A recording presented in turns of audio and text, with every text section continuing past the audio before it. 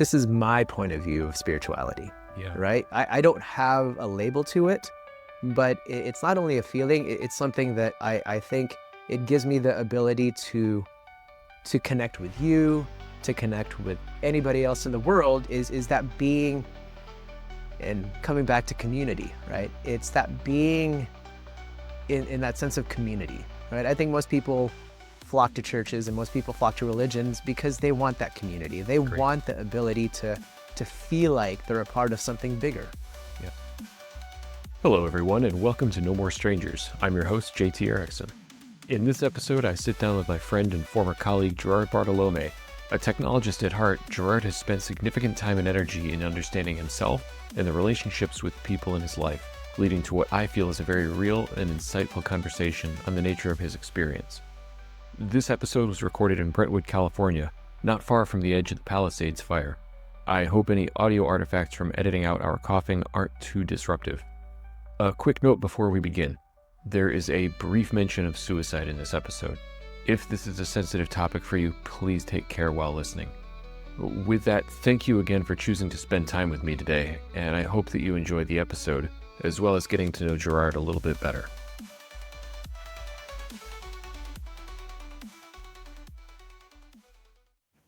And we're live. Yeah, but no, like I was just saying, like we can't recreate moments. So like we were just chatting before about sort of the authenticity or the recognition of your experience. Yeah. And I'll never recapture those comments, but I thought they were beautiful, just around your intention around engaging with people. Yeah, and I think that's, you're right? I think it's true when you're trying to make something relatable, you're not doing it from a script, right? You're doing it from your own experience, your own heart, your own vulnerability, right? And I think that's what makes humans so, and coming back to this is the whole word of empathy, right? Yeah. It's like, I'm never going to know JT from his shoes, but from your experience, I'm going to be like, oh, and I felt that when I was I get why he did those stupid things. Yeah. That tracks. I did those stupid things. 100%. And those are the kind of things that it's like, but those stupid things aren't necessarily unique. No. Right? I mean, every man, every woman, every person has had stupid things that they've done in their life. And you're like, man, if I could take that stupid thing back, would I? Probably not. Probably not. I tend to say no. I talk about regret or the lack thereof around the things that I've done in my life. And I think I said this in an earlier episode as well, but it's like I don't regret any of the things that I've done. No. I regret the opportunities that I missed. Shit, I think this was part of the intro to the second episode. Yeah. Anyway, but I think it's true. And we go through life and we make the choices that we make and we have the experiences that we have. Yeah. And by and large, I can't judge somebody because they made a mistake. I think it's more about how they respond to it once they understand whether or not they should have done it or if it aligns with who they are as a person. Yeah. And you got to think about this stuff frequently, I think.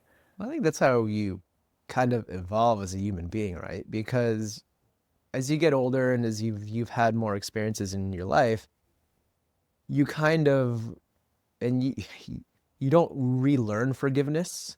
You kind of have a new definition of it, right? Because there's things that I think kind of part of it too is just the background of my experiences being younger. Yeah.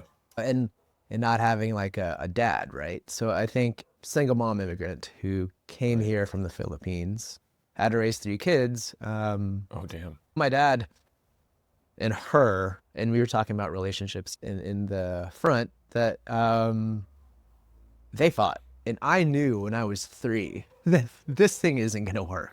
Oh, wow. You had that awareness at 3? Well, I just thought, like, should people even be screaming at each other like this?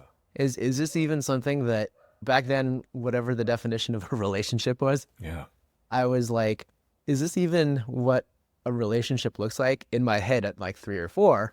And then I'm like, they separated and they got divorced. And I was like, yeah, this made sense. In my head, it's just like, my dad was every metaphor and adjective you could have for a deadbeat dad. Oh, crap. Yeah. He was an alcoholic, a gambler, smoker, was late in child support, never was there And when you're a kid, He checked all the boxes, dude. the boxes were all there. It Okay. was basically the prototypical deadbeat dad. Wow. And it's just like, but when you're that young and your dad says, "Hey, we're gonna go to the arcade and we're gonna do all these things," and then at my age, it's like, yes, I get to see my dad and he's gonna take me to all these places and we're gonna have fun, and then you wait, and then you wait, Oh no. and then you wait, and then he calls, and you're like 5 hours later, I'm like, oh, it's like I thought we were gonna go out, and then an excuse happens or whatever. Oh my God, dude. And this was the frequency of my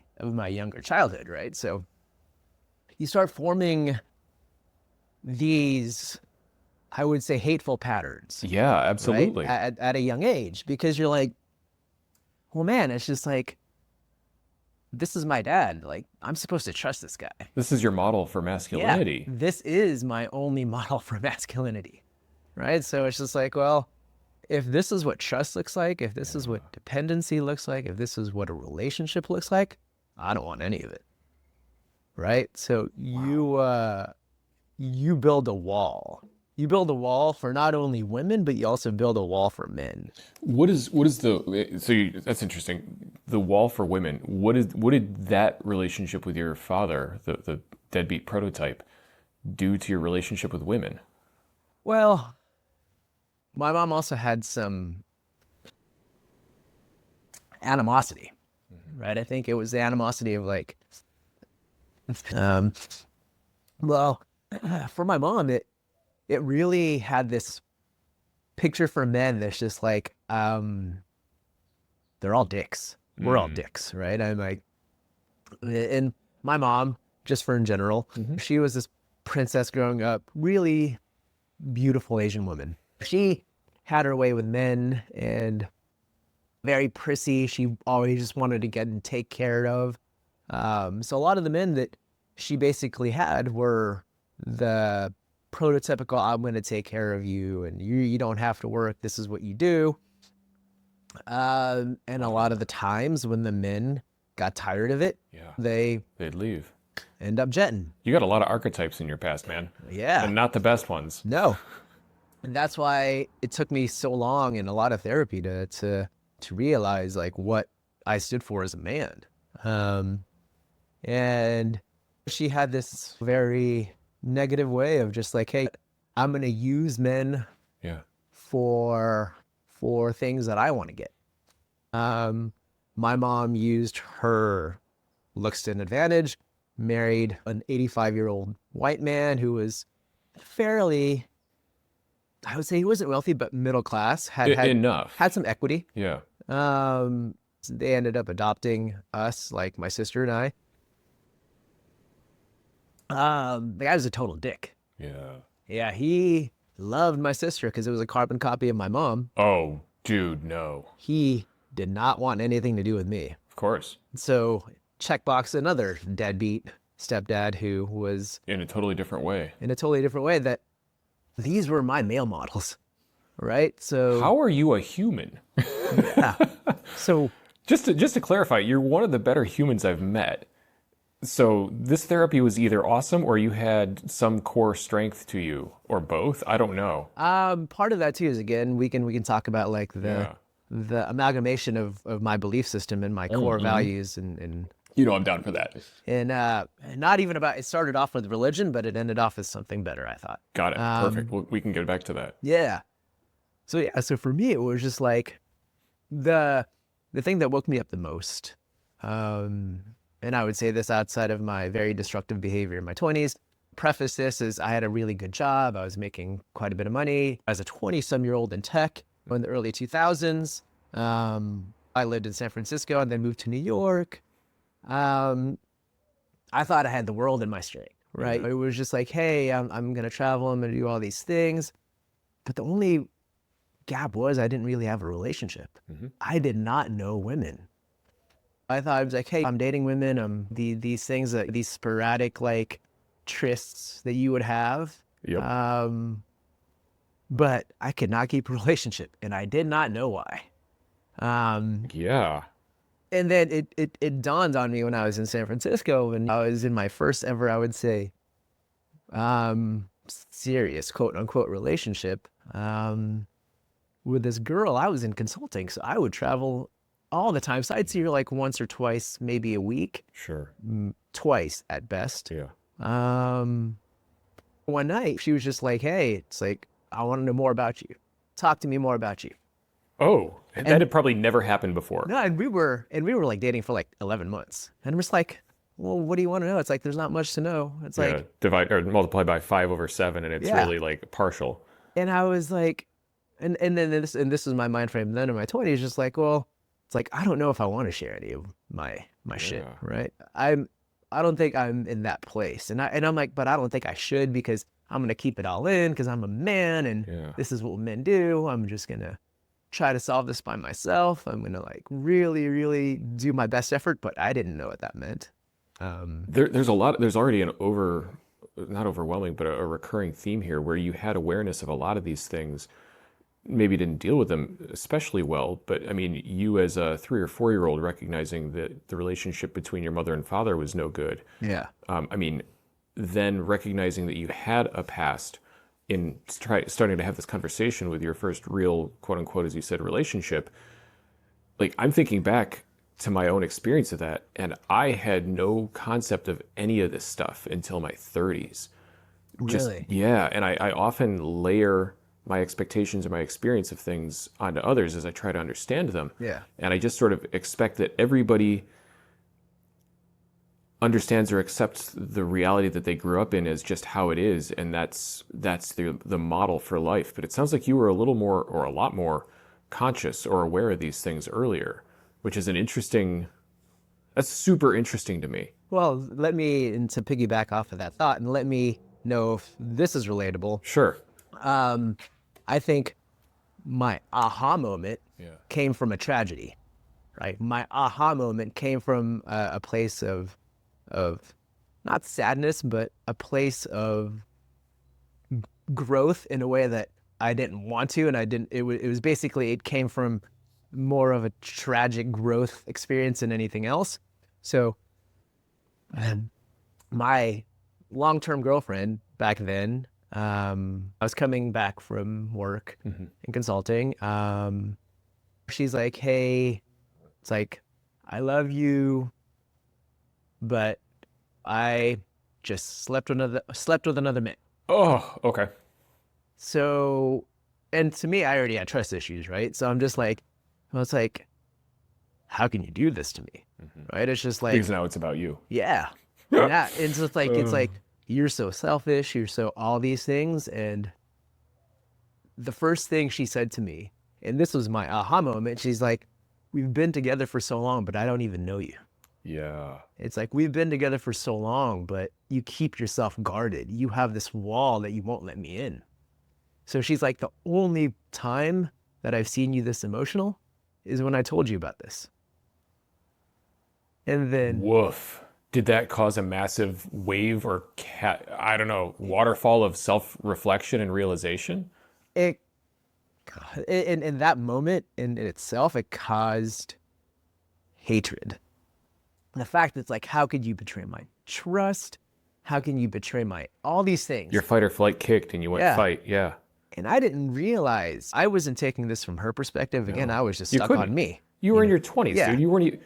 Presumably you weren't capable at that point. And I wasn't, right? So ego started kicking in. It's just like, hey, it's like, how dare you cheat on me? It's like, I'm the best that you've got. And I've done, and all these things started coming out. But this is years and years of trauma, just trying to process in that moment. All at once, because you had held it back until you were like, what, 27, 28 or something like that? Yeah, it's like, I would say probably 24, 25. Okay. Yeah. Okay. So I was in my 20s, and then that happened, right? It's like probably me going to Asia and just me being by myself and just me being able to process all these things. That, long story short, there was a point where I was just sitting on a beach and I was just like, I don't know how to do this. Yeah. Like, I don't know how to handle this shit. It's like, I don't have the mental or the physical or the emotional capability to even process any of this. And that's when I started saying, hey, what? maybe I need someone to be able to Wow. over. So you started seeking, I'm assuming this led to you seeking therapy, and that's really I've been in therapy since I was perspicacious. 29. Wow.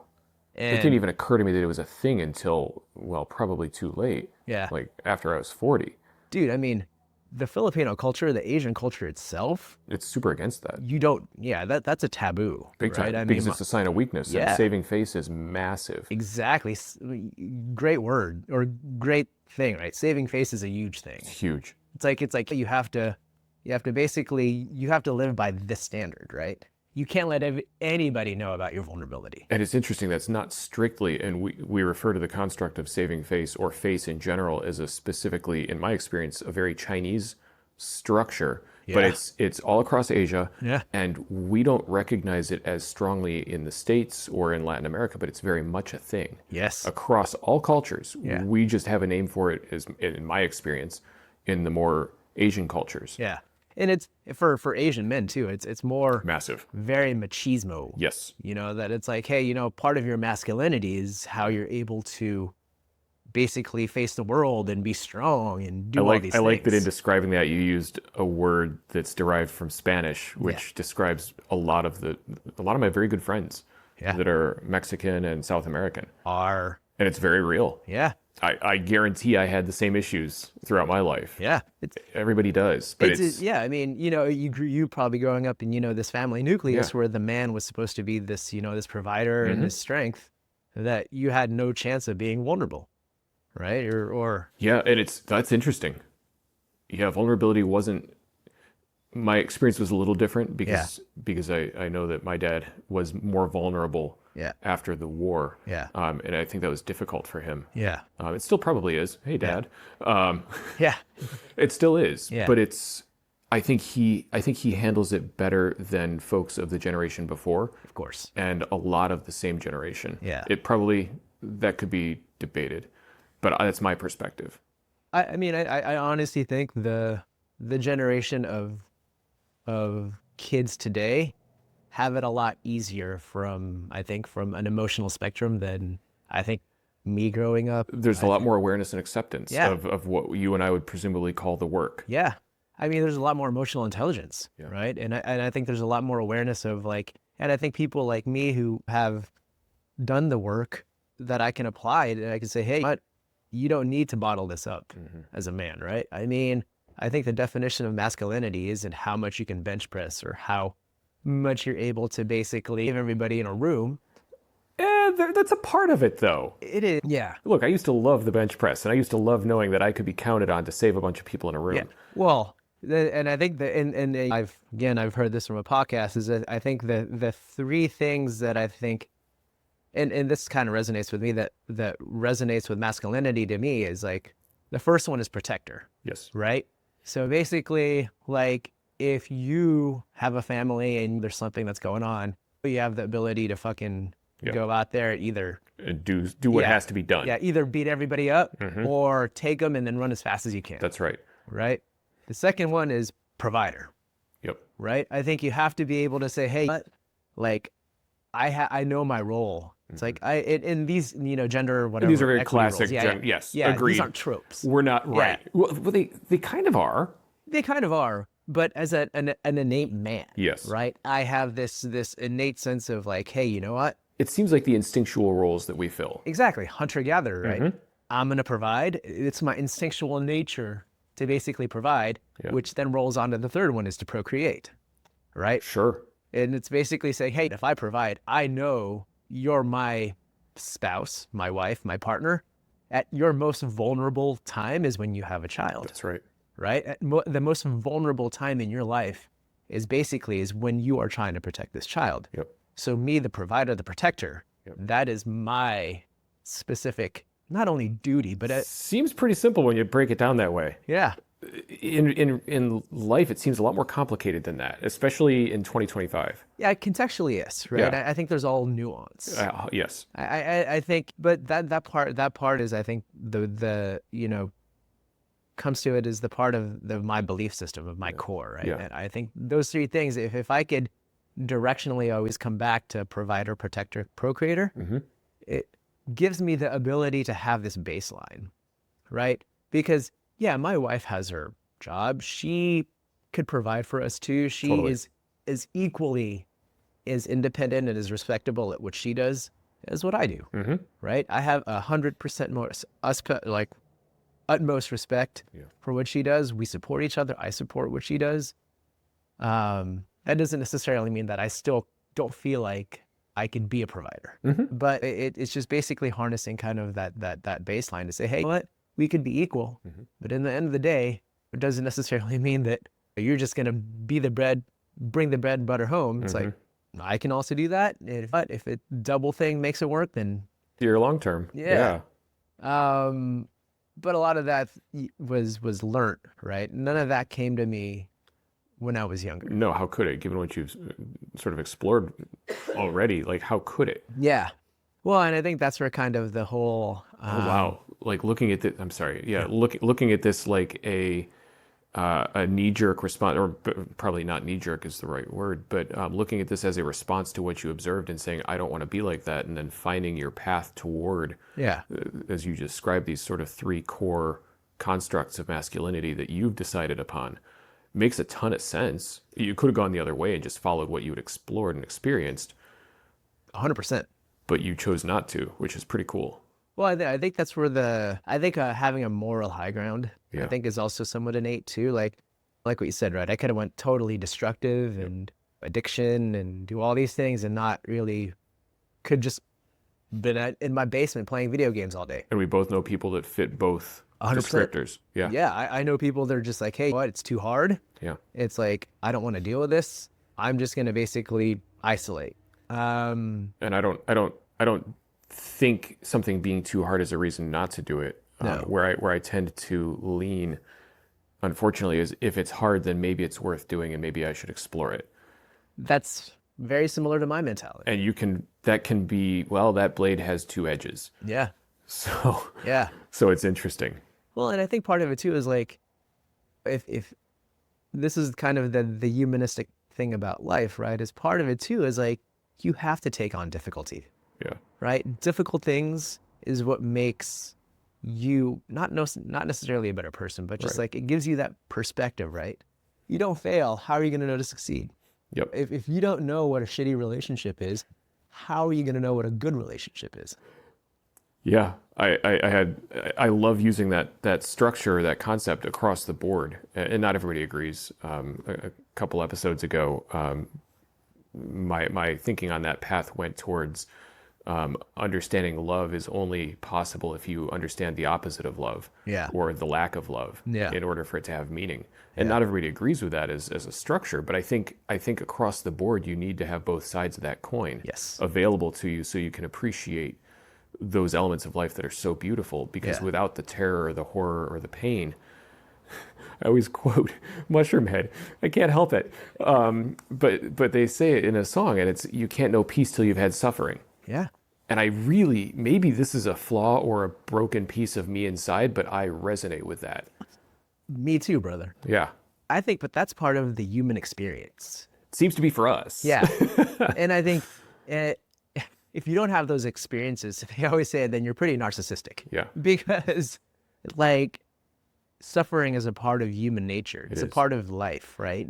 It doesn't have to be exorbitant. Yeah. But, you know, and suffering has many different meanings to all of us. And it doesn't have to be something that you seek out as someone attempting martyrdom or self-flagellation at all times. Yeah. Like that's a different form of narcissism, I would suspect. And I'm sure my therapist is rolling in her chair.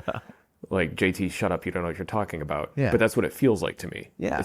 Maybe it is explicitly narcissism. I don't know. Well, I mean, at the end of the day, or attention-seeking behavior, or... at least you have a definition, right? I have a concept. Yeah, at least you have a concept. At least you're willing to explore it. Yeah, yeah. Right? And most people aren't. Right? And I wonder about that, aren't they?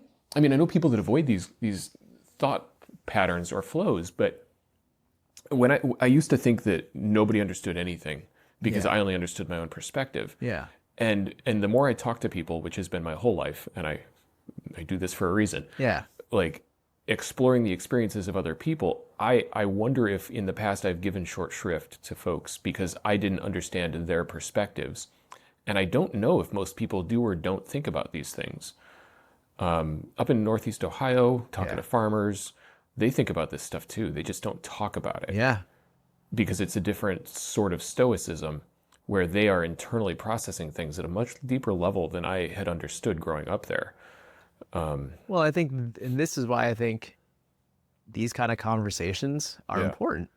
Agreed.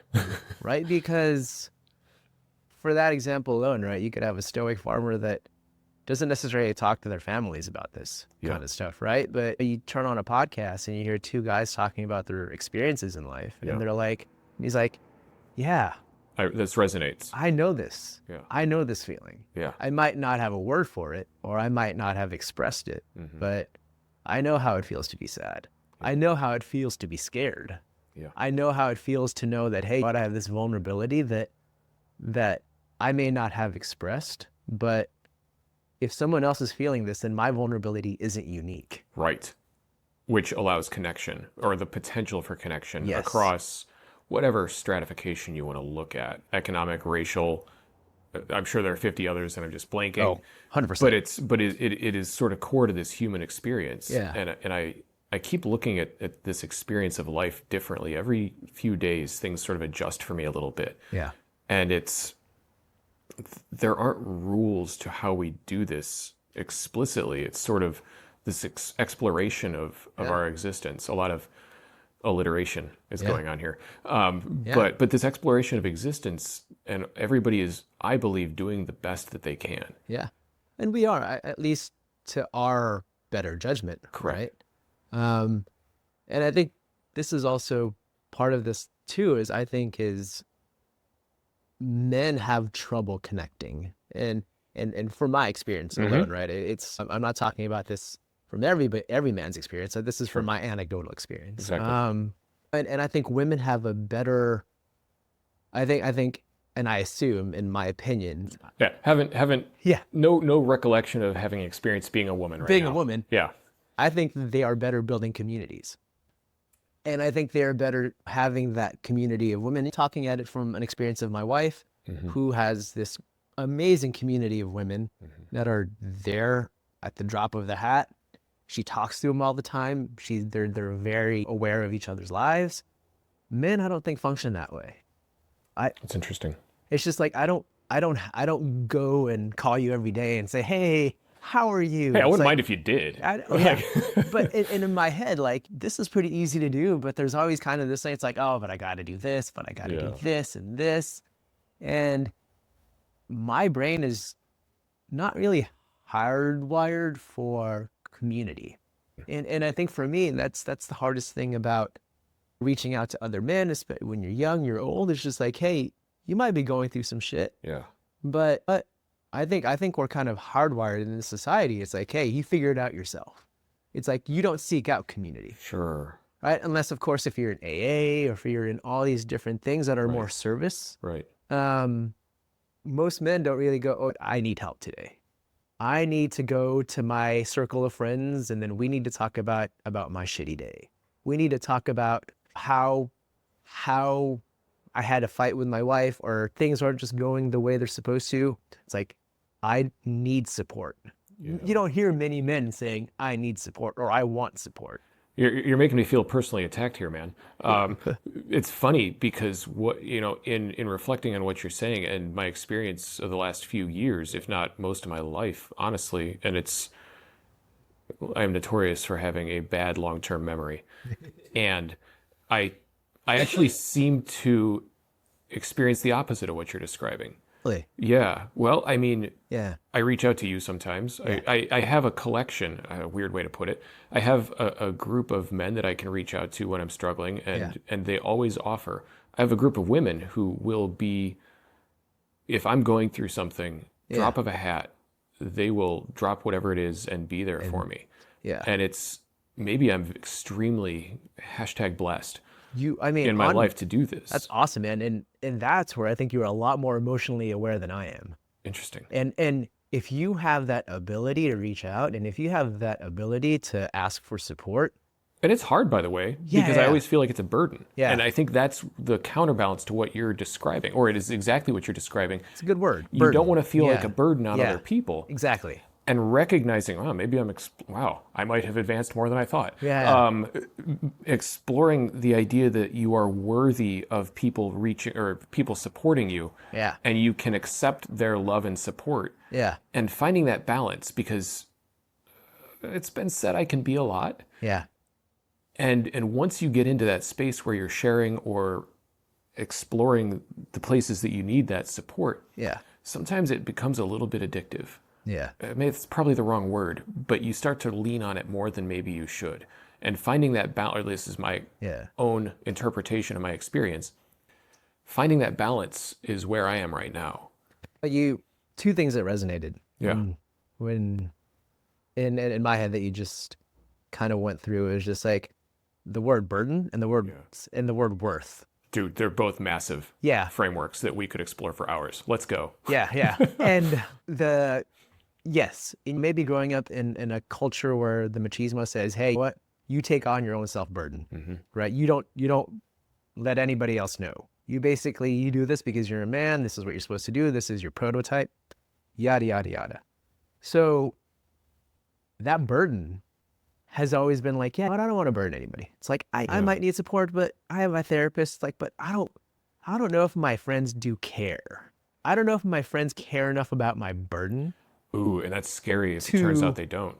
Yeah, and that's the scary part, Oh, right? and then vulnerability. So when you say something and they're like, "Ah, man, you know what? I got to do something," right? Yeah. Then it already kind of shoots your framework of like, "Oh man, I'm being vulnerable to my guy friends," and they're basically rejecting my Gerard, my you're a cry for little help. bitch. Exactly. Like we've all heard that shit. It's like, be a man. Yeah, suck it Balls up, man. Yeah, it's like, do your thing. And it's not wrong, because you have to. One of the things that I've recognized in myself is I always have to be moving forward. Yes. Because to sit back and wallow, it feels self-destructive. Yeah. Even though you probably need it, and I think it's called basking a little bit, not wallowing. You can just change the frame. Self-reflection. Yeah. Yeah. Or taking care of yourself. Yeah. And just, oh my God, some days I just want a pint of ice cream and a nice cozy blanket on the TV, on the couch with the TV. Doing nothing. And I feel like absolute garbage when I do that. Yeah. Well, but that's the kind of the blend, right? It's just the fact that in the end of the day, you can still have community, but you still have to figure it out yourself. Yes, I agree with that completely. Right. So you just take away minus the community part, right? Yeah. Is like, well, I can try to figure this out myself without insight. God, and all this flows back to the concept that you had brought up of sort of male isolation. Yeah. And then part of that too, and then this is part of I think the tipping point of trauma is feeling you're worthy. Yeah, I'm glad you brought it back there. I wasn't sure if we'd get back to this or we'd keep moving. Yeah, and I think that's kind of the thing is like, hey, you don't necessarily have what you think as a secure male figure, right? You're passed around, and you didn't really see any masculinity care for you. Mm-hmm. So yeah, that makes sense. So when you're thinking about these things, it's just like, well, am I worthy? Am I worthy? Is my burden worthy? Is my self-worth me just figuring out myself? And part of it goes into your insecurities and all these things that you kind of have to dig deep, right? Because you think about, and this is my therapist talking, it's just like, well, all human beings are worthy, right? We all have value and we all have something to offer. I obviously agree with that. Yeah. But sometimes when you think to yourself, it's like, well, great for words, right? Yeah. I mean, now, how do you put it into action, or not even action, but how do you just integrate that into your experience? Yeah. Apply is right. That's right. And then you look at it and then you self-reflect. It's like, well, I am worthy because I have a healthy relationship. I am worthy because I'm a father. I am worthy because I'm loved. I am worthy because I have friends that care about me. But when you genuflect, those are the things that I love that word. Huh? I love that word. Yeah, you do. It's like, those are the things that kind of reinforces the fact that how much I've grown. Mhm. Because back then my self-worth was working hard, money, traveling, Mhm. partying, like being able to just travel at the drop of a hat without caring for no one, no Yeah. responsibility. It's an addictive lifestyle. Yeah. I lived large chunks of that. Yeah.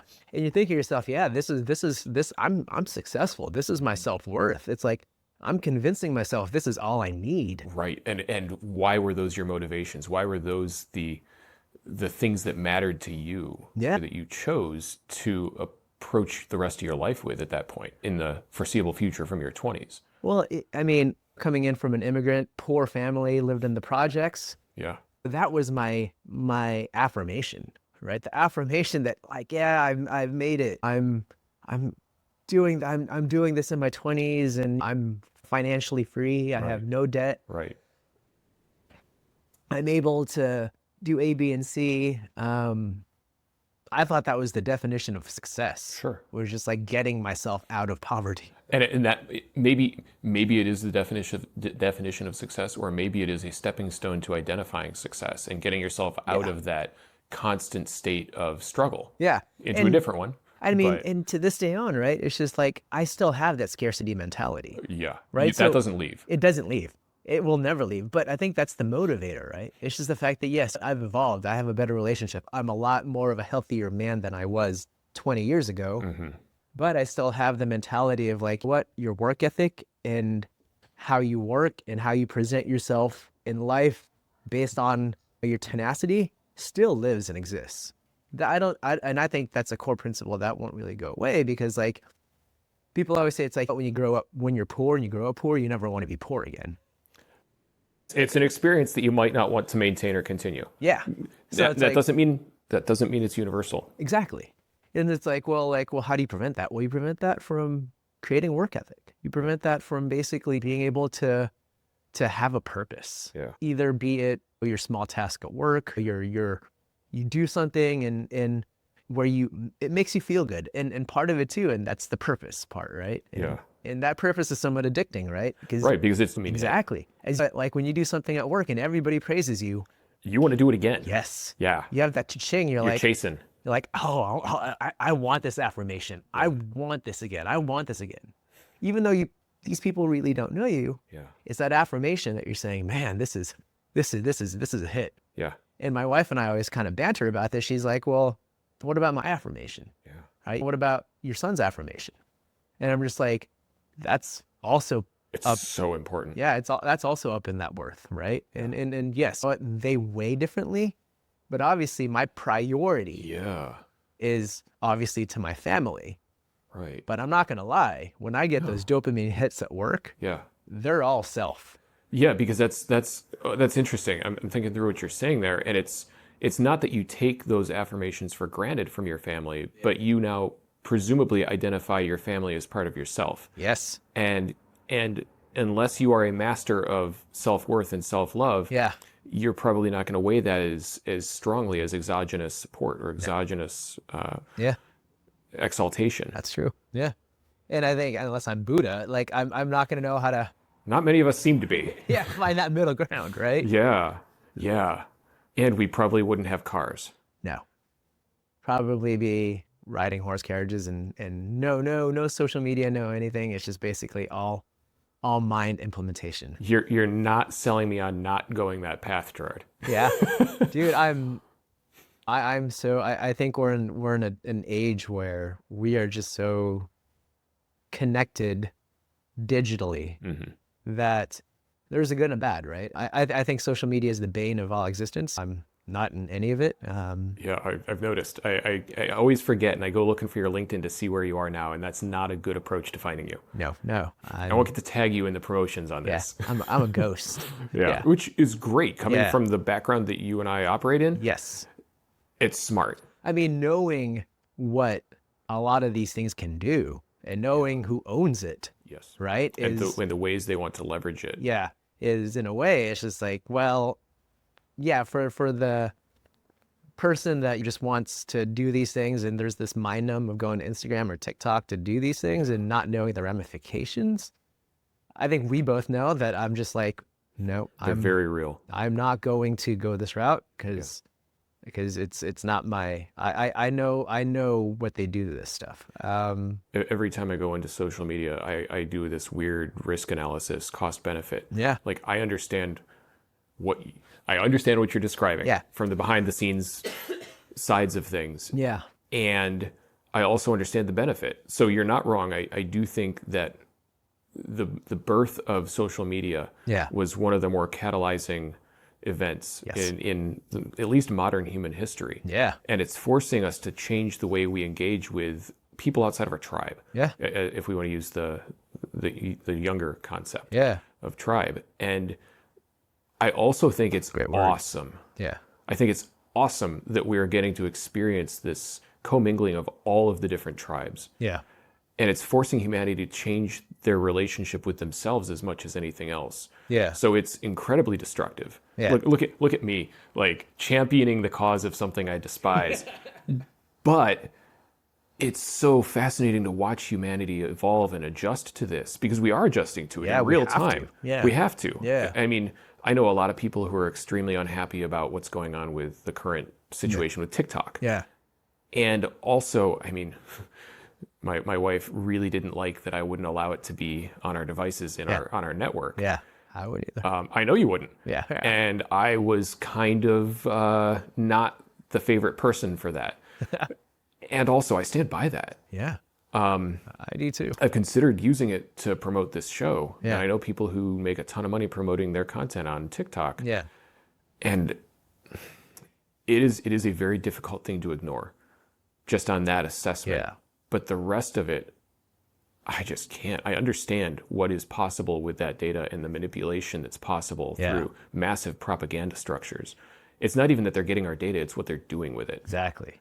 I mean, it's the bots that they're producing with it, right? God. And it like you know, and this is where algorithmic propaganda is real. Yeah. AI is going to jack that to the moon. Dude, 100%. I mean, they're doing it now. Mm-hmm. And I think this is where. And this isn't fear mongering, by the way. No. This is. I mean, us being in technology knows how this thing works.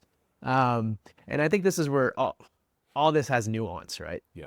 Like being able to share information, being able to have information in a millisecond. Massive benefit. Not only here, but people that don't have it in like rural China, people that don't have it in rural South America. Yeah, they're going to skip steps. Yeah. And it's amazing. Yeah, the level of information that's being shared right now is by far the rising tide lifts all boats. Yeah. And in this case, it's true. 100%. But people aren't aware of the costs. Yes. And I think that's kind of the nuance, right? Is the nuance of this too. Is just like, in part of this too is an anecdotal kind of just reading articles and op-eds is like, you see kind of the dating world nowadays in the digital age, right? There's an isolationism to it, right? Because like it's like you don't go to a coffee shop and just basically as a man and say, oh, I'm going to take this chance and maybe just talk to this girl. Yeah. And if I get rejected, so be it. But at least I tried, right? In this digital age, right? Everything is swiping, right? And it's always, the woman always has an advantage, right? Because it's basically like 10 to 1, right? So basically you have one woman and you have 10 men vying for this one woman. Yeah, it changes the competitive dynamic in the landscape. 100%. And part of it too is just the fact that it becomes like a churn. Yeah. Right? It's like these dating apps are a churn and you don't necessarily really have the ability to connect because out there, well, maybe there's someone else better and there probably is. Yeah. So I'm just going to give this guy 5 minutes and then I'm going to move on. Yeah.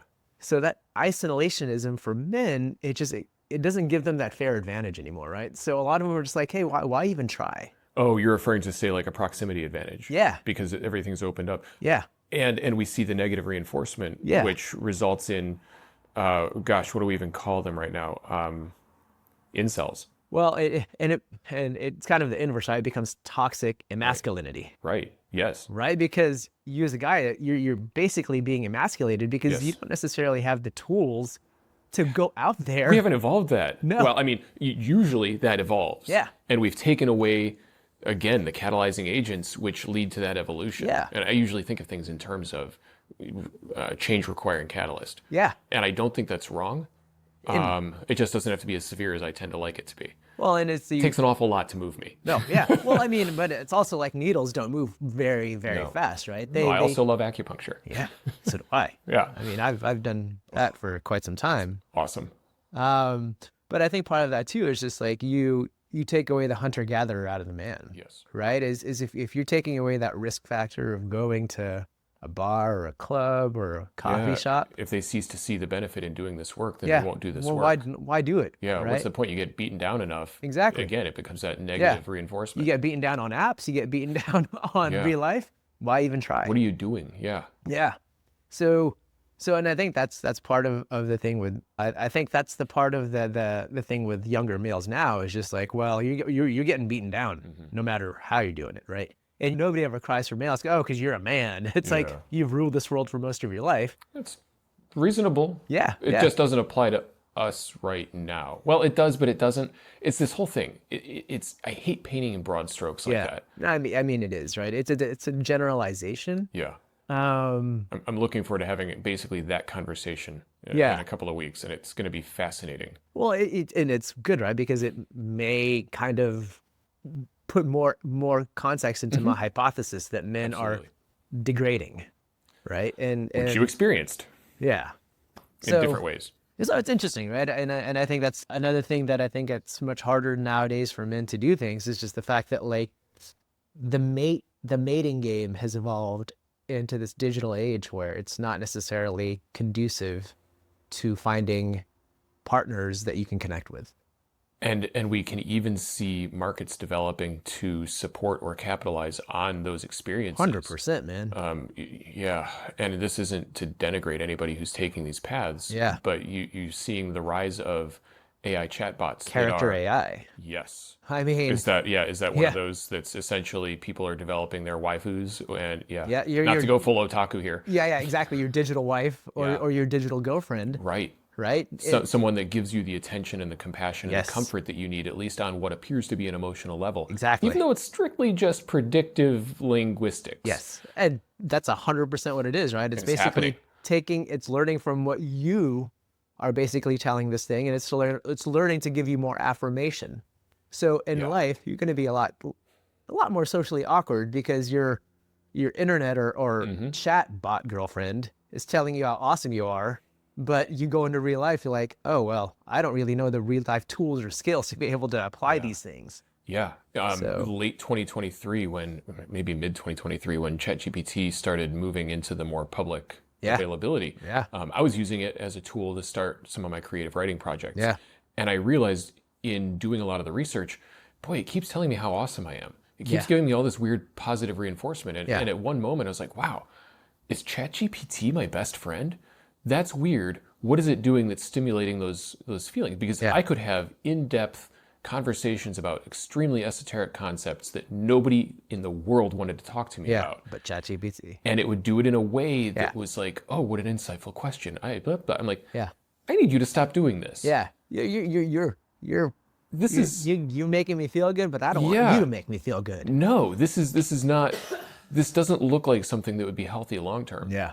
And so I've worked to restructure the way ChatGPT or any of the other LLMs, Gemini or there's like a billion, Anthropic, the way that those engage with me, as much as they can engage. Yeah, I use it every day. Every day. I use it every day for one specific reason: for code review. Oh, 100%. I need to start using it for code review. Yeah. Because some of my approaches are a little sloppy. Yeah. What I really want to use it for is documentation of code and data pipelines. I use it for code review and documentation. Yeah. Right. So, but I think that is, to me, it's a useful utility there. Yes. Now, in the end of the day, I'm like, hey, ChatGPT, give me a good recipe for Tom Kha. They'd be like, oh, yes. And they'd be like, this is how you do Tom Kha. Yeah. And I would still rather go find somebody's grandmother's recipe. Yeah. But bro, but in if a pinch, if I don't have that Thai grandma, yeah. I mean, I ChatGPT is my Thai grandma. Exactly. And you can even tell it to be a Thai grandma. Oh, I can. It's like, speak to me in Thai, you sexy thing. I don't know how to respond to that. Are we backpedaling to the relationship dynamics with Hey, I a mean, large language model? It's your own narrative porn, right? Totally, that's a good way to put it. It's your own, yeah, Because it'll it's feed you. stimulating all of those chemical responses that we Yeah. covet and crave through whatever structures exist. Yeah. And I think that's where if you use LLMs with a purpose rather than just feeding your ego, and I'm not talking about you. That's not good. In general, I know who I am. It's fine. Yeah. I think I think it's a great utility. It's a great complementary utility, right? And I think part of it, it will take other people's jobs because I can see like product managers, project managers, learning management systems where people had to do these things. I mean, you can basically say, hey, ChatGPT, give me a script on sexual harassment for HR. And they'll give you a whole script for it. Yeah. And then you just basically put that into like an HR system and boom. That's like 3 or 4 people in the LMS. I'm a little more optimistic on that. You're not wrong, by the way, but I am a little more optimistic in the way I see it. Yeah. Because at least we just both described it as a tool that increases our efficiency and effectiveness. Yeah. And we're still operating in a world where we have these massive corporations that are providing jobs for all these people. I mean, yes, technically they're providing shareholder wealth or value or products and services to people. Capitalism. Let's go. Yeah. But also, I think what we're going to see is an opportunity for more small companies to start forming that are a lot more niche and nuanced. Yeah. And each of those will still need a subject matter expert because the LLMs are not going to get it right every time. Yeah. So you're going to have fewer people doing more things. And I see it as a force multiplier or a reduction of friction in the systems. You make a good point. You will always need an SME, right? Yes. And I think it can help us develop new SMEs. Yes. And I think this is kind of the point of Salesforce is, I like that. They basically said in 2025, we're not going to hire any junior engineers, right? Yeah. We're going to basically use our agentic AI layer and we're going to complement it with our principal engineers that are already in here. So you don't necessarily need 3 or 4 or 5 of these mid or junior level engineers to do your work. You basically have an SME, you basically have a couple of SMEs, and you have your AI layer that's basically saying, hey, I don't need a junior level engineer to basically write this piece of code. Right. All I need to do is for you, AI, to write it for me. I will take a look at it. I will review it. If I find it good, then we'll deploy it. Right? So in that kind of layer, that you will get a lot more productivity with with the workforce that you have. Yep. But your workforce is going to get less and less because you're not going to need a lot of the entry level layer because that can be taken care of by AI. So many thoughts on this because I think this also opens up interesting discussion. If all they are interested in is principal developers or engineers, how are they going to develop the pipeline for when those start to go through attrition? Those principals are going to go elsewhere or retire. How are they backfilling those SMEs without having a development process or cycle for new engineers to attain that level? Well, and that's kind of the whole point of the learning, right? Is just the fact that like you have open source out there. Absolutely. That's most of these pipeline tooling are all universities open are source. screwed right now. Yeah. They may not know it yet. Yeah. This is not a joke. Yeah. I mean, you don't need to learn this in universities. I don't agree with Elon on everything, Yeah. but he was, I think, extremely correct or close to accurate. Yeah. When he started saying he doesn't care about degrees anymore because all of these tools exist. Yeah. He's not wrong. He might be an asshole, but he's not wrong. I don't disagree with that, right? I mean, being a big proponent of open source, I see these things. It's like, hey, what? Human beings get stale, right? Technology doesn't. So if you say if you're with a company for 10 or 20 years, right? And you're a software engineer, you're learning one framework. Yeah. And all you are is that one framework, you're already a dinosaur. Your evolution is gone. Yeah. You're done. You quit, you're not going to get a job. Yeah. Most likely, right? Because that Who framework else is using that system? Yeah. Yeah. Yeah. I resemble this, by the way. Well, I mean, like there's a lot of the people that I've worked with that were on Ruby on Rails. That really doesn't exist anymore. No more gems are out there? Yeah. Okay. None. Very small. And if you are, then you're probably going to move to JavaScript pretty soon. So those are the things. It's like, well, it's like unless you keep on moving every 2 or 3 years in your job, you're not going to be abreast with your technology.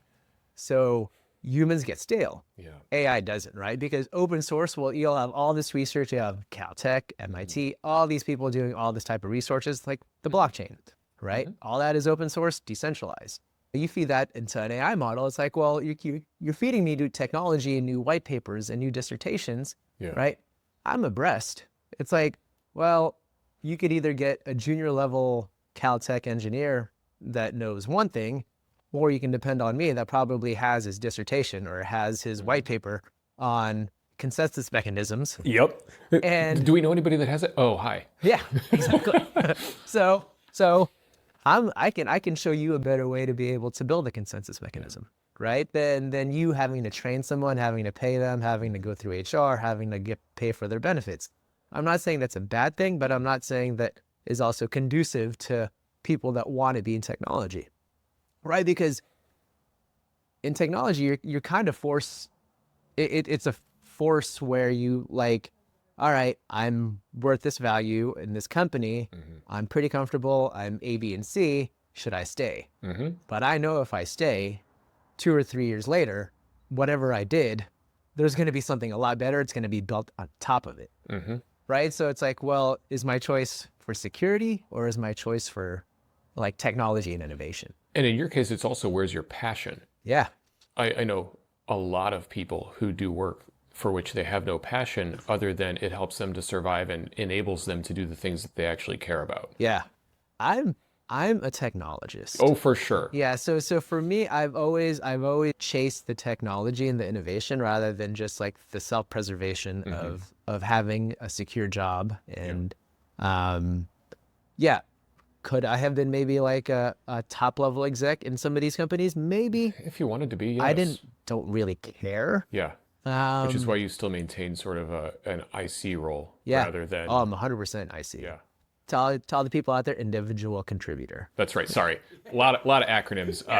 SMEs, subject matter expert. Yes. Anything else we've just sort of thrown at people? I don't know. I think LLM is a large language model. Large language model, RAG. Ooh, I hadn't heard that one yet. Resilience, accuracy, and I forgot the G. Let's just call it gamification just because it's fun. Yes, I don't think it is. But machine learning. ML. Yeah. Yeah, so for me, I've never... People always say it's like, yeah, you can get paid, but like, I think the money comes with your work product. And I think you bet on the long term. And for me, like, I think technology is here to stay. Seems likely. Yeah, and it's not going to go anywhere unless our grids get crapped out, but that's where nuclear kind of comes in, right? It's like sustainable energy and cheap. And we're not doing 0 point. We're not. Yeah. Yeah, fingers crossed. Yeah. And so there's something interesting in what you're saying, because I would suggest, maybe even argue, that we're still describing the very short-term ramifications of what current LLMs and AI are doing. Oh, yeah. As we approach AGI, another one, artificial general intelligence. As we approach that, I think even the arguments that you're making start to fade into the rear view, where you don't even need the technologists because the AGI presumably begins to iterate on the existing technology and discover new technologies based on our prior research and development. To the point where this all becomes this massive cloud-based, pseudo-cloud-based AGI that can resolve all of these things for us in real time. It'll get there. And I'm not sure how quickly or when or what the propagation of that would look like. So, and yes, I definitely want to hear that. And what we're currently seeing, I don't know if you're probably not on Reddit. No. Oh, you're missing out on some interesting conversations. I have read some conversations on Reddit. Yeah. A lot of young CS majors are struggling because of exactly what you just described. The job market that they were promised and trained for is not what they were promised. It's not available. It's not. It's reducing massively. And there's this existential crisis among the younger generation of developers. Yeah. And they're trying to embrace AI and they're trying to figure it out, but it is massively different than the world that they were prepared for. 100%. And there's ennui developing. Yeah. And to that point, right, when you hear like Sam Altman or Mark Benoff or like Reid Hoffman and all these guys talk about it. These people. These guys talk about it, that it will eventually come, and I believe it'll eventually come. I don't think it'll come within the next 10 to 15 years. I think when AGI is evolved, I think that's when the blockchain will be evolved. I think those two will complement each other within the not so distant future. And you know that most people have already written off the blockchain. Well, I think most people that don't understand it. It's still most people. I think that Venn diagram is still maintaining separation. Yeah, I think if you take away the cryptocurrency aspect of the blockchain and you see it for the utility of tokenizing assets. Yes. Then you see the benefits of having user data owned by the user, not by the company, right? And I think that's there's gonna be so much pushback. 100%. At the end of the day, right? I mean, you look at how technology grew, right? I mean, there was a pushback in the marketplace when Amazon became Amazon, right? Now everybody accepts it. Yeah. Right? I mean, that's why Bed Bath & Beyond went out of business. Totally. All these brick and mortars went out of business because they didn't want to adopt that model. Yeah. Because they didn't realize this is a phase of a marketplace. And now it is the marketplace. I mean, we can also look at the same model of Blockbuster having the opportunity to acquire Netflix back in the day. And then Redbox eating everybody's lunch for about 10 minutes. Yeah. You look at the cable model, right? I mean, back then, like, all you had was cable. It's like you pay $200 for 5 million channels. I know and you're so many like, people that still do. Yeah. We know a couple. We do, down the street. Yeah, exactly. And then you're thinking to yourself, well, why have all these things? And then the Netflixes came in, and then they were like, oh. And what's going to disrupt them? Yeah. And what? They don't care about ads. Well, now they do. They do now. Yeah, because they're getting paid more. Yep. But back then, all they cared about was customer data. Yeah. All they cared about was subscription usage. And things that would tell them what needs to be produced and where's the actual demand in a way that the movie theaters couldn't provide that information. Exactly. It could be critically reviewed as shit. Yeah. But it had 150 million views. We're going to make a sequel. Dude, I'm going to watch Troll Hunter every year. I know it's a terrible movie, but don't tell me that to my face because I will come at you. Yeah. And to your point, one of the early discoveries that I remember from the early stages of Netflix was the rise of the documentary filmmaker. Yes. Like all of a sudden, these niche, interesting elements that could be filmed and described became what you would describe as a hit because they had not previously had distribution and their audience was so disparate that you couldn't actually make money on it. Yeah. And now, dude, these documentaries, They churn them. I still tell everybody to go watch Icarus. Yeah, Icarus is pretty good. It's pretty good. I made a bunch of people at work watch it and they were like, oh, we thought this was going to be weird Russian propaganda. I'm like, wow, no, opposite. And it's so good. Yeah. Dude, the biggest heist, the one that I just saw of like basically these two couples, like this couple, this dude and this woman, just they're like influencers that just basically I didn't see that one. They frauded $4 billion worth of Bitcoin. Damn, that's bigger than the other heist I was looking at. Yeah. So I watched one on bank robbers up in Seattle. Yeah. It was not terribly well done, but it's a compelling storyline. Yeah. And that's the thing. It doesn't have to be well done. If the story is good, people will watch. And it's just like the production level doesn't have to be like cinematography or studio level. It's the narrative. Yeah. If the narrative and the content is good, people will watch. And it's more like reality TV than we're probably willing to acknowledge. Yeah, 100%. And the exact same thing with podcasts, right? The evolution of podcasts, of being in your basement and talking to people, to now obviously... I mean, that's basically what I'm doing. I just go to different basements. That's a good thing though, right? But the part of the being able to have that outreach, and they talk about this in like how old media and new media work, right? Because you take the CNNs and the Fox News of the world, your demographic is probably 50 plus. It's even further up. There's I want to promote this guy's newsletter because it's fantastic. State of the Screens by Michael Beach. Yeah.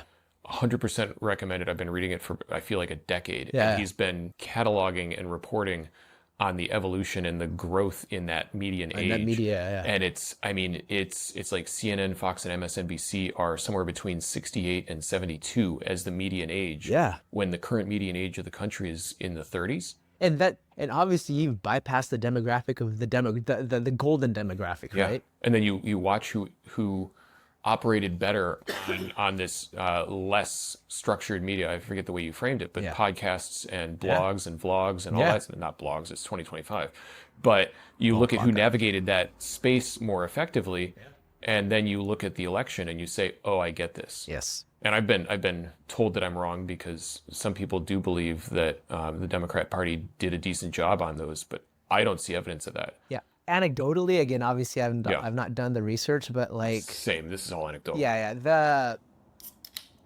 The podcasts, this was a podcast election in my view. I think it was the podcast election. Yeah. I mean, like being able to get an outreach of a younger demographic with things that actually mattered the most. I think podcast did that, right? Be it whoever candidate you voted for. I think is the new medium of media network TV? No. You look at the statistic is the most used streamed platform out there is YouTube. I know. Like YouTube has, I mean, I need to start doing video, damn it. Yeah. I mean, it is the short form content, the acceleration of it, basically the condensed aspect of it is within our medium nowadays, right? People don't want to watch a 3-hour movie. They want to watch something that's condensed to the point, and that and basically fits their matters. niche interest. Exactly. Which they can do with the channels on any of these platforms. Yeah. To that point, the spending, and again, shout out to Michael Beach, the spend that was associated with advertising on these social media video platforms like YouTube and TikTok was equal to or greater than what was spent on network and cable TV advertising 100%. This year. In 2024, I remember. Yeah. So you're making money as an influencer where... Like tens of billions. Yeah. Where people are network TV are still watching these truck commercials that no, that's 70 plus, and you're like, I don't need a truck, I have a station wagon. Yeah. Right. So it's like it mucks up the marketing model, right? It does. Because I think the ad sales and marketing model has always relied on that network medium. Yeah. And nowadays, when that social media aspect and the short form aspect of digital has really said, it's like, well, we need to be able to revamp our ad sales because showing people lotion on TV that may or may not hit may not really work. Having an influencer talk about the lotion and how much they use it to their 3 million subscribers will probably get more outreach than putting it into a 5-second ad. And part of this is exactly why we saw, especially here in LA, the rise of those digital ad networks that could and could not get their hooks into the cable the cable media because you can't target specifically there. No. But they made their money because they could hyper target based on the data that's being shared with everybody. 100%.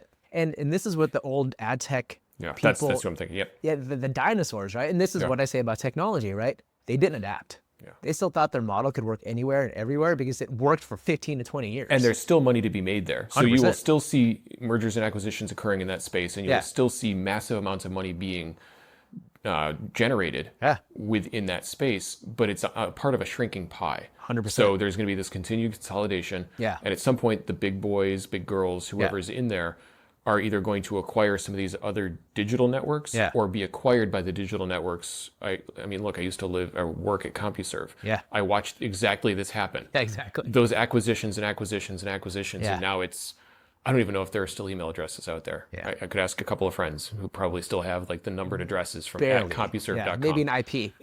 That are hosted on like a 33-bit machine.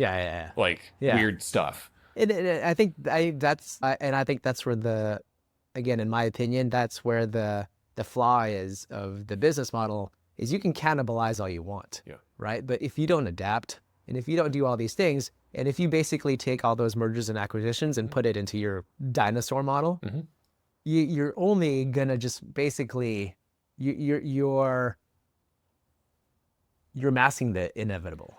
Yeah, right. and we're also sort of describing this in terms that you could refer to or look at as a natural ecosystem. Yeah. So there are still calories to be consumed from these spaces, and so the fungi and the bacteria and all of those other elements that break down the matter of reality in an effective and efficient way, there's still a space for them in this ecosystem. 100%. So it's not, they may not have as long a future, but there is still value or profit to be taken from those spaces. I mean, I look at it as a combination of natural selection and arbitrage within an evolving system. You make a good point.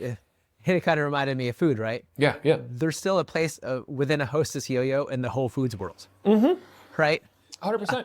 You Neither know, of us is going to go buy that Hostess yeah, yo-yo. yeah. But But I mean, people will still want it. yes. But most of, I think, at least you look at kind of Southern California, right? You have the Erewhons, the Whole Foods, and all these things of the world, right? You see where the zeitgeist is going, right? Yeah. And At least for those that can afford it. yeah, yeah. Well, yes. If you live in a food desert or whatnot, then that's a whole different Yeah, topic. Safeway is your jam, and let's go. Yeah, Like, Albertsons and yeah. Albertsons is a little overpriced, in my experience. yeah. Well, within that same family, like the Vons and Pavilions And of the Ralph's world. is gouging right now with the fires. I mean, all of them are. Bro, well, weirdly, this is my experience from like this week shopping here. Yeah. Trader Joe's refused to gouge on eggs. You Yeah. can still get them for $4 or $5 Yeah. a dozen. Ralph's right across the street. Yeah. Minimum was $9 a dozen. You look at kind of Trader Joe's business model, though, right? Oh, I adore them. Yeah, but you see, like they don't carry anything but Trader Joe's. One, their inventory supply. Are we on low on timer? No, a bug just ran into the screen. Oh. Look, squirrel. Yeah, sorry. You see all that, right? I mean, that you have all these department stores of food. They have to carry like all these different brands, and they have all this inventory and turnover. Yep. Like Trader Joe's knows its supply chain. Yeah. Because they control their supply chain, and they're a lot smaller. Yeah. Right? You go to these Trader Joe's, they don't acquire square footage of a shitload of It's generally size. a very standardized footprint. Yeah. It's like if I go to Trader Joe's, I know exactly the milk I'm getting. I know the eggs that I'm getting. I Yep. know that I'm getting the same pasta. I'm cool with that. Yeah, and I'm cool with it. Their lentil and ancient grain soup. Yeah. Chef's kiss. And you know what? It's like $3 compared to if I go like to Albertsons or Pavilions where it's like $6. Yeah.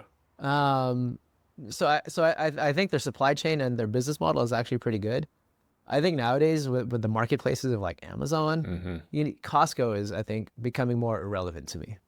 Oh, that's interesting. I still use Costco. I don't anymore because like I can get paper towels at a Yeah. marketplace that's probably cheaper than Costco. Might be. And because you don't eat meat, you're not looking for bulk meat for bulk prep and storage, Yeah. which is a very JT way of looking at things. Yeah. Like I will go buy a couple of briskets, freeze one, smoke Yeah. another, eat that for a month. Yeah.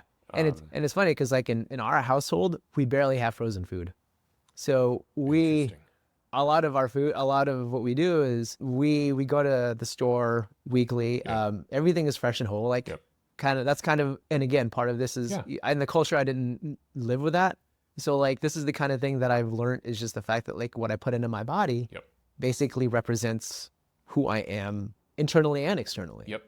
So to me, that's important because it makes me feel good. It makes me feel like I have the ability to think better, be fluid. There's a clarity of thought when you're eating fresh, healthy, whole foods. Yeah. And again, I'm saying this as a privileged person, right? Not everybody has the ability to go out there and buy Whole Foods from a farmer's market or the ability to do these things. Used to be farmers markets where you got deals. Yeah. Now I won't go to them.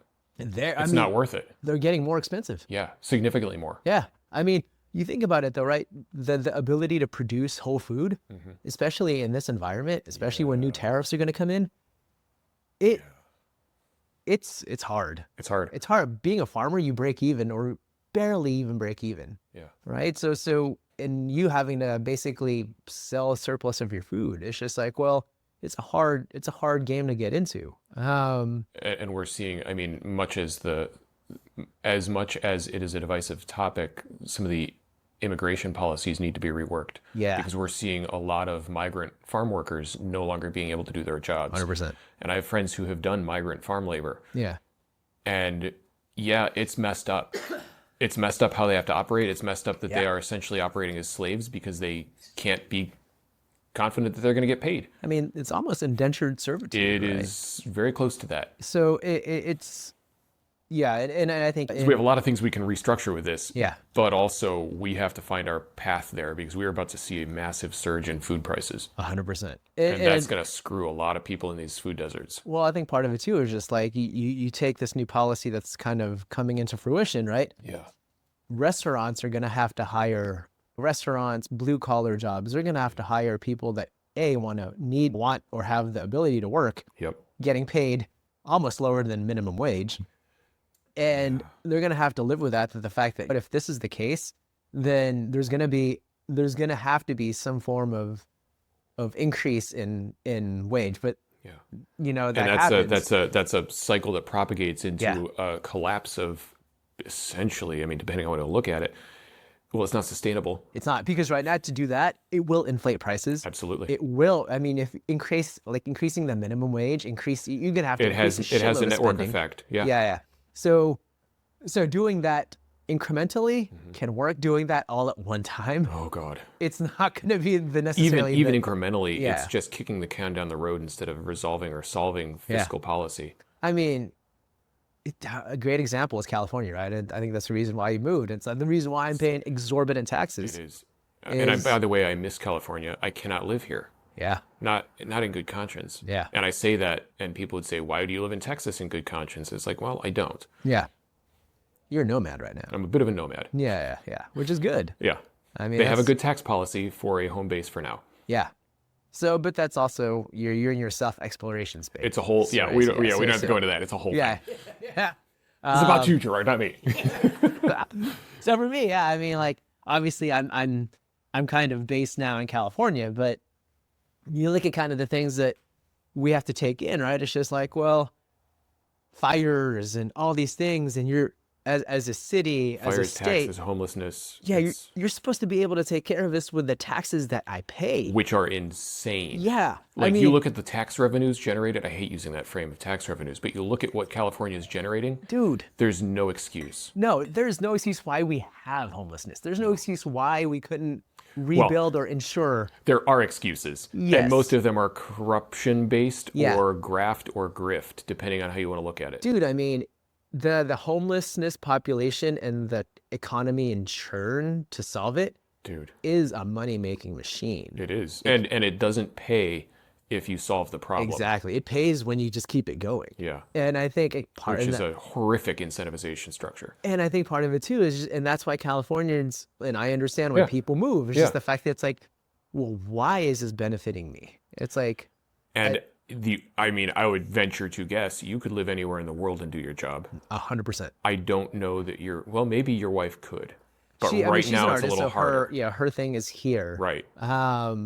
But me, I could live in rural China and I just need broadband. I've done that. I don't know that you would really want to live in rural Probably China not. doing what you're doing. No, I I tried rural Ohio and it was okay. yeah. It was okay. Yeah. Again, I would find a better tax basis state. Yeah. But there are reasons that Tennessee is exploding in home values. Yeah. And my wife's from Tennessee. Yeah, and it has one of the best structures for people that are doing what you're doing. Yeah. Well, and I think part of this too is is where you live does matter, It does. right? And I think especially when you're building your community and kind of your same thought process and ideology, it matters. Like it just, I could buy a pretty decent home in Springfield, Ohio, or Totally. Springfield, Chicago, or Springfield, Texas. Yeah, Spring Illinois. something. Yeah. Yeah.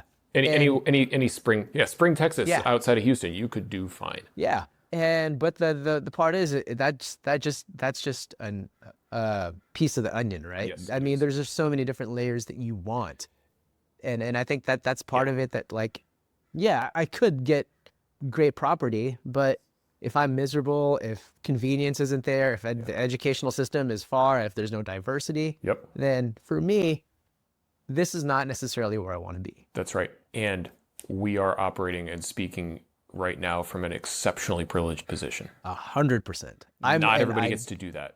Don't agree with you more. Yeah. And I think and looking at service workers, yeah. right now they are not in a good place with everything we just described. Yeah. No, I mean, service workers, people that do blue collar jobs, and Government jobs right now. government jobs, 100%.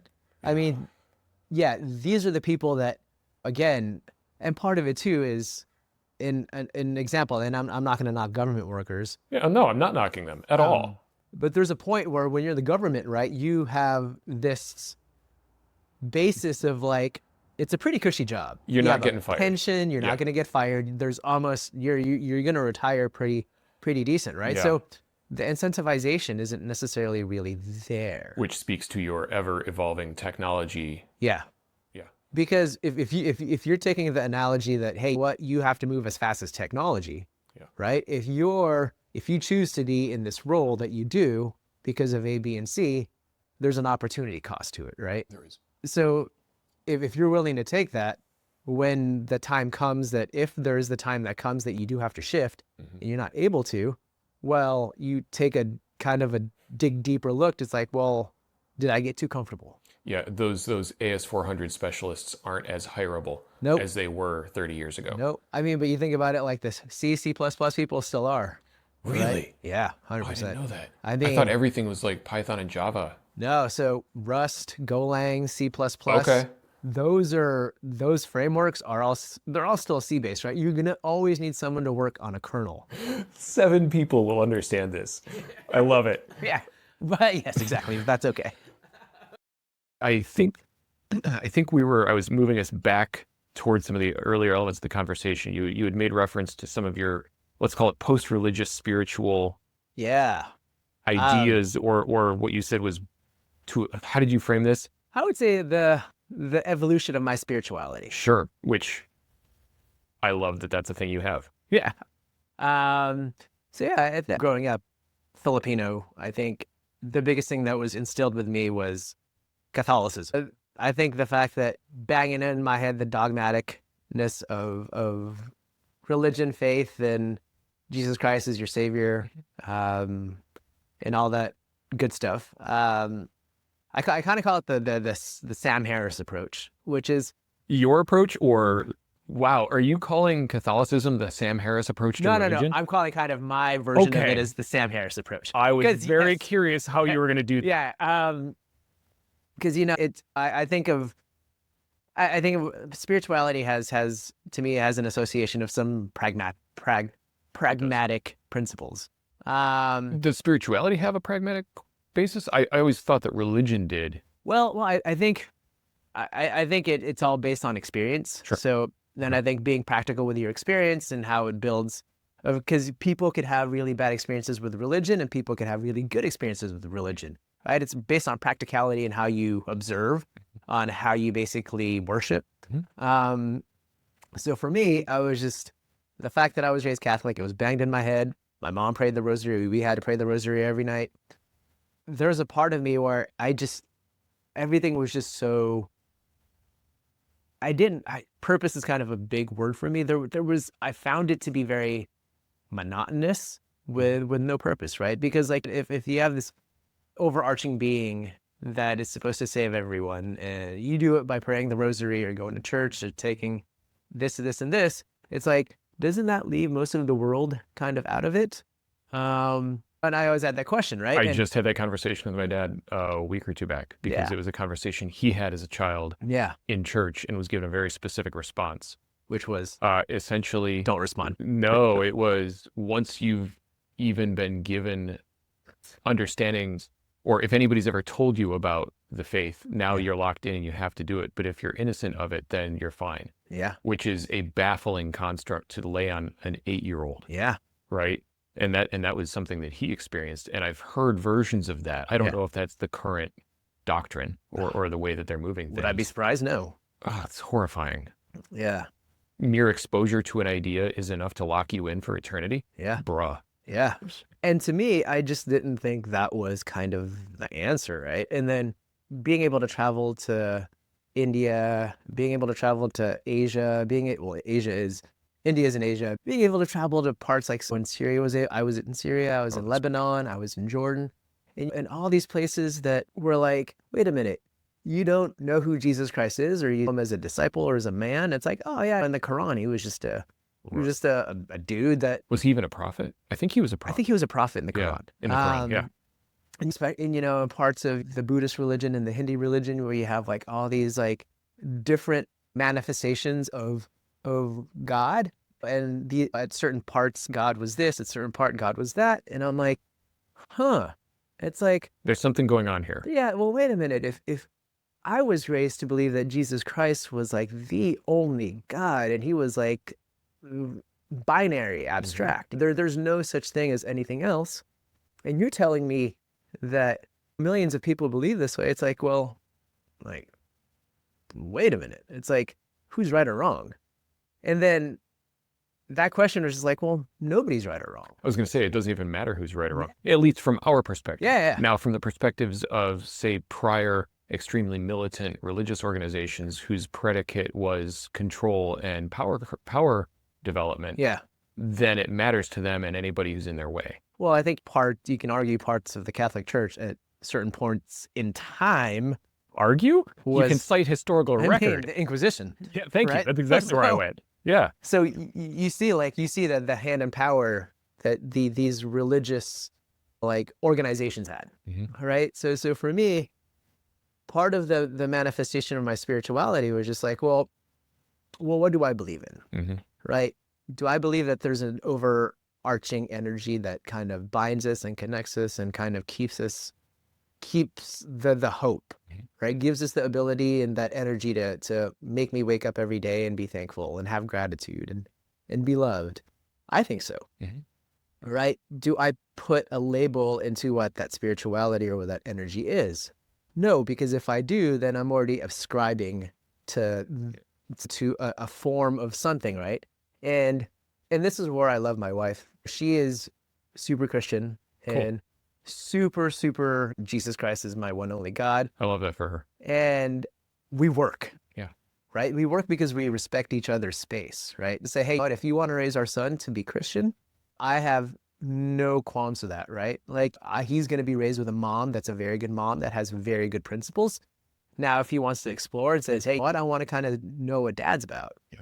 Right? Then I say, hey, this is my point of view of spirituality. Yeah. Right? I don't have a label to it, but it's not only a feeling, it's something that I think it gives me the ability to connect with you, to connect with anybody else in the world is that being, and coming back to community, right? It's that being in that sense of community, right? I think most people flock to churches and most people flock to religions because they want that community. They want the ability to feel like they're a part of something bigger.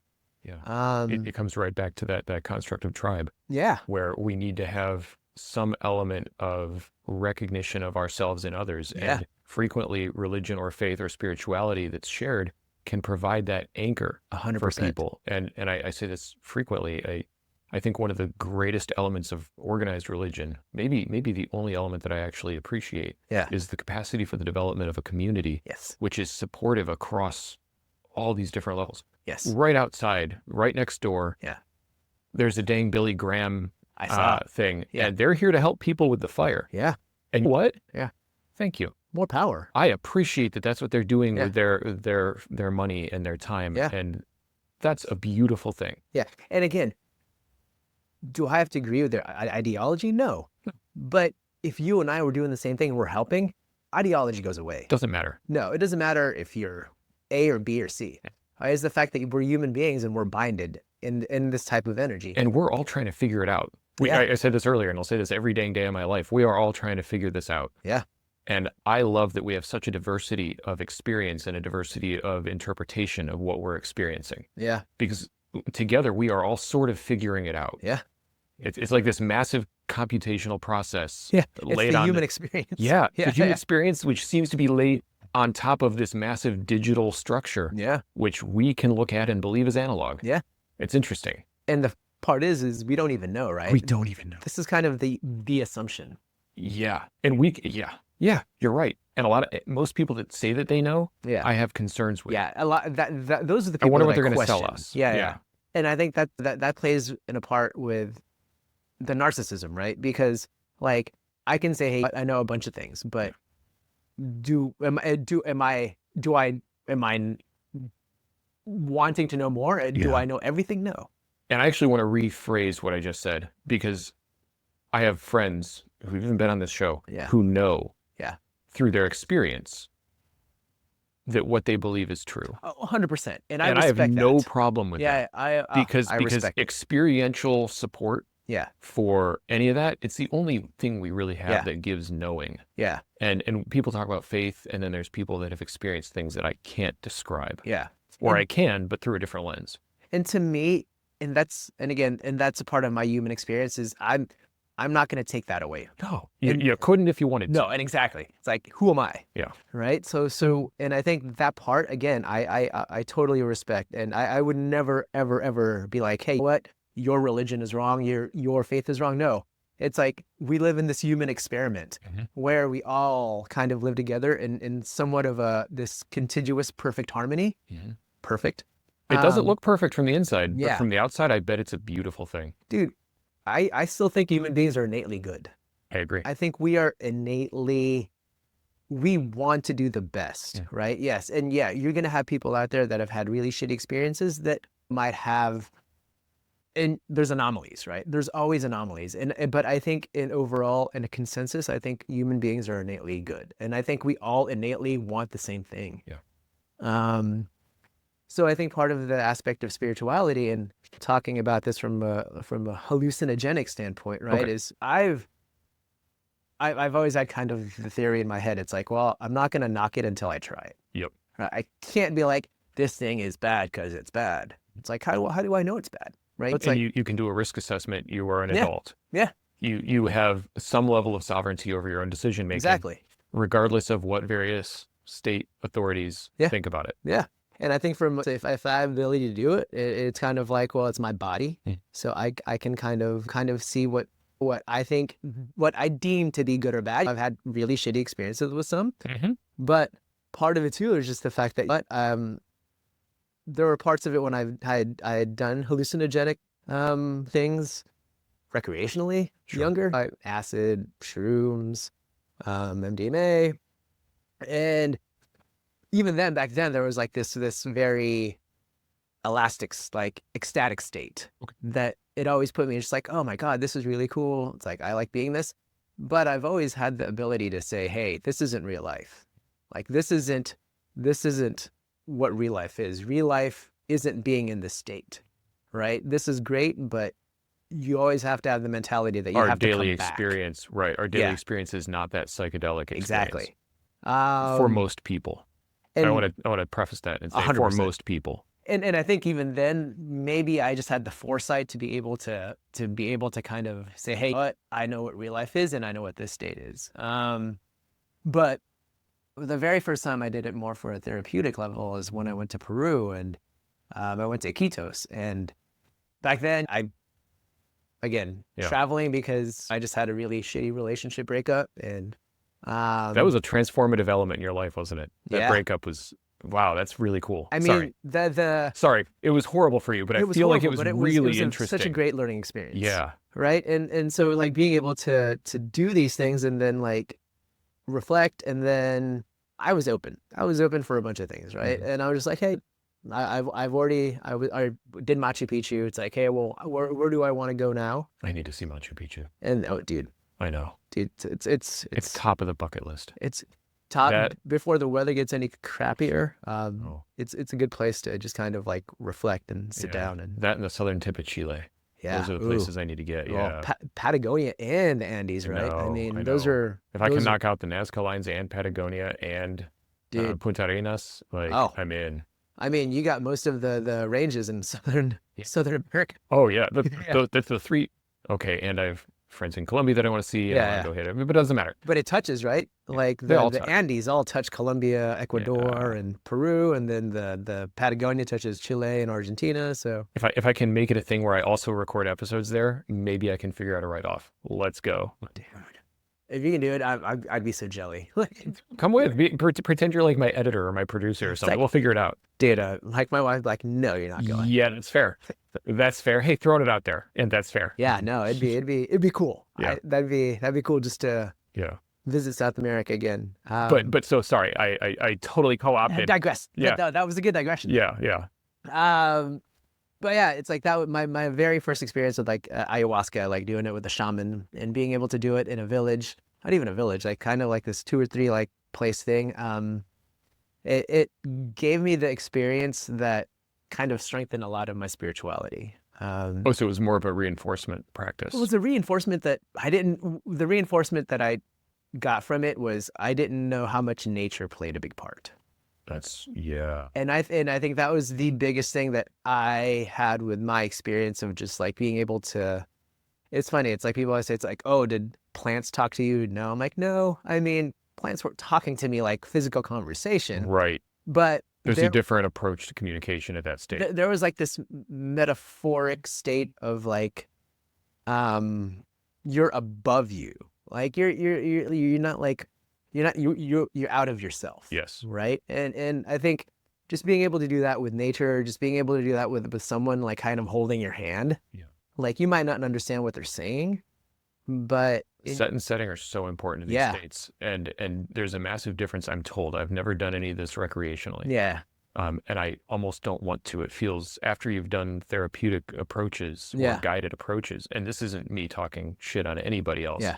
I don't know that I would want to do any of this recreationally. Well, and I think I had it from the best of both worlds. Sure. So like I did it recreationally, and then I just like nowadays, like when I talk to my friends who like microdose on shrooms or have done like MDMA therapy with a therapist and an actual like guided totally person, different world. Yeah. They're like, dude, I was able to open up like no other. Microdosing and I'm just like, psilocybin has been really helpful for me during some really strange spots. Yeah. And I think for me, it's just like, this is something that I want to explore with my therapy, right? Because firsthand, I saw it with how it opened me up with my spirituality, that like, I want to kind of apply this because that's the thing, right? We all don't stay stagnant, right? Even though as much as you work on yourself, there's still parts that are still vulnerable and there's still parts that you need to work on, right? It's not like I'm not a monolith, right? I have certain parts of me that I still need to grow. It's always moving forward in different ways. It doesn't always have to look like it. Yeah. Yeah. So it's like, even if it's these incremental movements that you think, it's like my growth process has evolved, but like I can still grow. It's like, I'm not like the same person I was 5 years ago, 10 years ago. Yeah. It's still a journey. So for me, that's what I think part of that too, is just like being able to know and being able to be comfortable with who I am has kind of formed my aspect of like, well, this is what I think this energy, this binding energy is, right? And I'm not going to be like starting some cultish No medicine cult? Nah, I was wanting. I mean, it would be interesting. It's always well, maybe not always. I found it to be something that was very intriguing to me. Yeah. After my state, but I wanted to circle back to, did the plants talk to you? And you were saying no, but yes, is what I heard. Well, so the outs part of it, and I've spoken this with my friends and my wife, is just the fact that I was able to talk to my dead grandfather. Yeah. Like, again, not like there was this ghost that just floated. No, right. And they're like, hey, Gerard, what's going on? Yeah.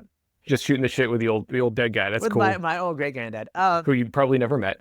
Yeah. Yeah. And well, I met him, but I was like 1 or 2. Right. When he passed away. So it was just the fact that like that reinforcement that like, hey, like the energy that you are is here and we're together. Yeah. Life is a continuation. Yeah. It's not like I went to heaven or hell. It's like you're when you leave yourself, right? This is just a reminder that the energy and that continuation is still going on, right? That it's just not about like something where it's like your body's decomposing somewhere. You have an energy if you have something that can manifest. And this is where I resonate with the Hindu religion. It's just the fact that like when you die, you manifest as something else, right? You're not just dead. It's like you become something else from your previous life. That's a little bit more.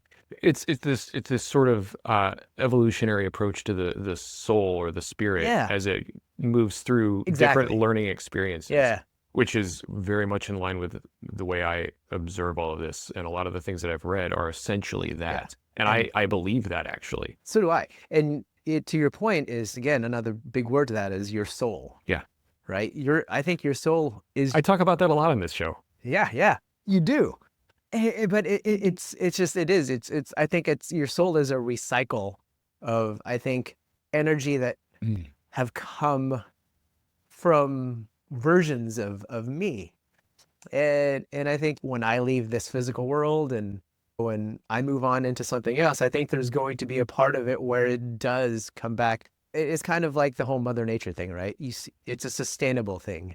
It's like when you leave, you feed this world with another sustainability that you didn't do in your physical self. Yeah. Um, Yeah, there are, a strange way to put this, but there are layers and levels to all of this, yeah, especially our perception and our capacity for awareness. yeah. Like we can only perceive certain elements of this existence. It doesn't mean that we know it all or that we have the capacity to know it And all. I We have don't. Yeah, our 5 to 6 to 7 senses, depending on how you look at the inputs into the brain. yeah, And I believe that those are primarily filters through which we observe what we refer to as reality. yeah. Not to go all hollow fractal on us, but it's not a bad concept when you start to look at what we're learning and starting to observe. I mean, we're 100 years into even acknowledging quantum processes? Yeah. We still don't know And shit. we're not even there yet. We don't know shit. Yeah. And I think to that point, we're so consciously driven that we forget to unlock our unconsciousness. And I think that's where kind of the hallucinogenic state really works. And I think that's where you are at your best when you're in that state, especially when you're guided, is because you're out of that consciousness, right? You go back to a part of you that you don't really know, that you don't really, yeah. And you don't want to get to know it because you're always kind of thinking in this state of like, oh, I have to do this, this, and this. Well, what if I'm not in that state? Yeah. Right. And I think having like this dogma of like, well, this is what this is, like this is Christ or this is God or this is Allah. Mm-hmm. Those constructs are already very defining, right? And those constructs are already very, in my opinion, enclosing. I'm already kind of in a box, or if I'm already thinking that this is my one and only God, then I'm already accepting that in my conscious and unconscious states, right? If my conscious states knows that, well, that is the only God, and my unconscious state can believe it and also agree with it, then I think that's where spirituality and that's where your definition of God really has a construct. But if two kind of collide and if two don't really agree with each other, then why not explore it? Right? Why not explore the fact that, you know what, well, I would think that's our duty to explore it. yeah, I think that's exactly what our duty is. Yeah. But I don't think that many people really agree that. And I don't think everybody has to. No. But I think for those of us that have the questions, I think we have an obligation to do as we seem to be compelled, or at least consider why we are compelled to do so. Yeah. And not everybody is, and it's not for everybody. There are so many different experiences of this life that I cannot condemn somebody for believing devoutly in a very structured, organized way. And there's also there's a beautiful piece to that. So beautiful. Right? Can you imagine that purity of faith? Yeah, there is such a calming, beautiful nature of seeing that. Yeah, some people only do it in vain and in the front, but when you see actual like a true manifestation of it, you're just like, this is the human spirit. They have figured something out, or they are so at peace with this area of their life, and it is a positive regenerative force in their lives. Yeah. I have friends, I have family members who've gone through intense, difficult things, and I will use the word they were saved by their faith. Yeah. And that to me is amazing. Yeah. I love it. Yeah. And it is so far not my path. Yeah. And that's cool too. Yeah. I agree. Again, I agree 100%. Like obviously in the Christian word, it's called miracles, right? These miracles happen. And I'm sure you've seen miracles. Yeah. I've seen miracles. Yeah. Wild thing. Yeah. Not well before any psychedelic experiences of my life. I have seen some wild things that do not track with what we consider to be our realistic reality, our fundamental physical reality. I mean, my wife says she's intuitive, right? She says she has intuition. I think everybody is. Yeah. And I believe her. Yeah. Like, it's like there are things here that... Dude, she's an artist. Yeah. She exists in a space that requires access to intuition. And the freedom to be able to get out of you. Dude, it's so good. Do you meditate at all? That's one thing that's hard for me to do. That's fair. That's fair. The way I meditate, and this is kind of like, I think everybody has their own definition of meditating. The way I meditate is, and this is kind of my version of it, is when I run up to Mescal Canyon and when I go from like zero elevation to like 2,500 feet up. Yeah. And then I'm out of breath and then I can't breathe and I'm about to like faint because like I just tried sprinting it up there. Yeah. That one moment in time where I just Yeah, dude. look at the view of the panoramic view of the ocean and the Palisades and Palos Verdes God, what's and left of the Palisades? what's left of the Palisades. Good Lord. That's a whole different can of worms. And then I just look, I do a 360 view. Yeah. That 2 or 3, 4 minutes that I'm up there catching my breath. Yep. And is my euphoric state of meditation. I love that. So that when people say that they sit down and they meditate for 3 or 4 hours, That's that cool too. 100%. I'm not. I can't do that. I don't think I have. It is maybe I do have the mental capacity, but my meditation is kind of that almost like you're almost at a state where you're like you've exerted so much energy, Yep. and then the last energy that you have left is kind of that state where you're like, whoa. You're right on. Yeah, it's this edge state. Yeah. Is the way I would describe what you're describing. Yeah. No, but it's an edge state within consciousness and physical exhaustion. Yeah.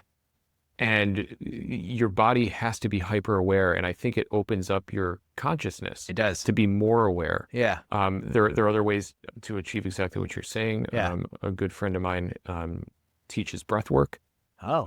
And I think a lot of what you're describing is achievable through focused breath work practices. Yeah. I tend to spend, the past month has been a little weird. Yeah. But I like to do an hour to an hour and a half every day of meditation of some form. Nice. So is your meditation more breath work or is it more? It should be. Well, okay, I shouldn't use the word should, and I shouldn't use the word shouldn't. Such a conundrum. Come on, man. I want there to be more breath work in my practice. Yeah. Bill Bradford does some interesting breath work. Yeah. My buddy Rio is the one who teaches breath work. Yeah. I'll be chatting with him in a couple of weeks. It'd be interesting to. I Yeah. would be in for 100%. breath work. Yeah. I think it's really interesting. Some of the work that I did when I was in Mexico a couple of years ago was breath work. Yeah. And it was as effective as any of the psychedelic spaces that I entered. Really? I experienced like my pause to catch that for editing. Yeah.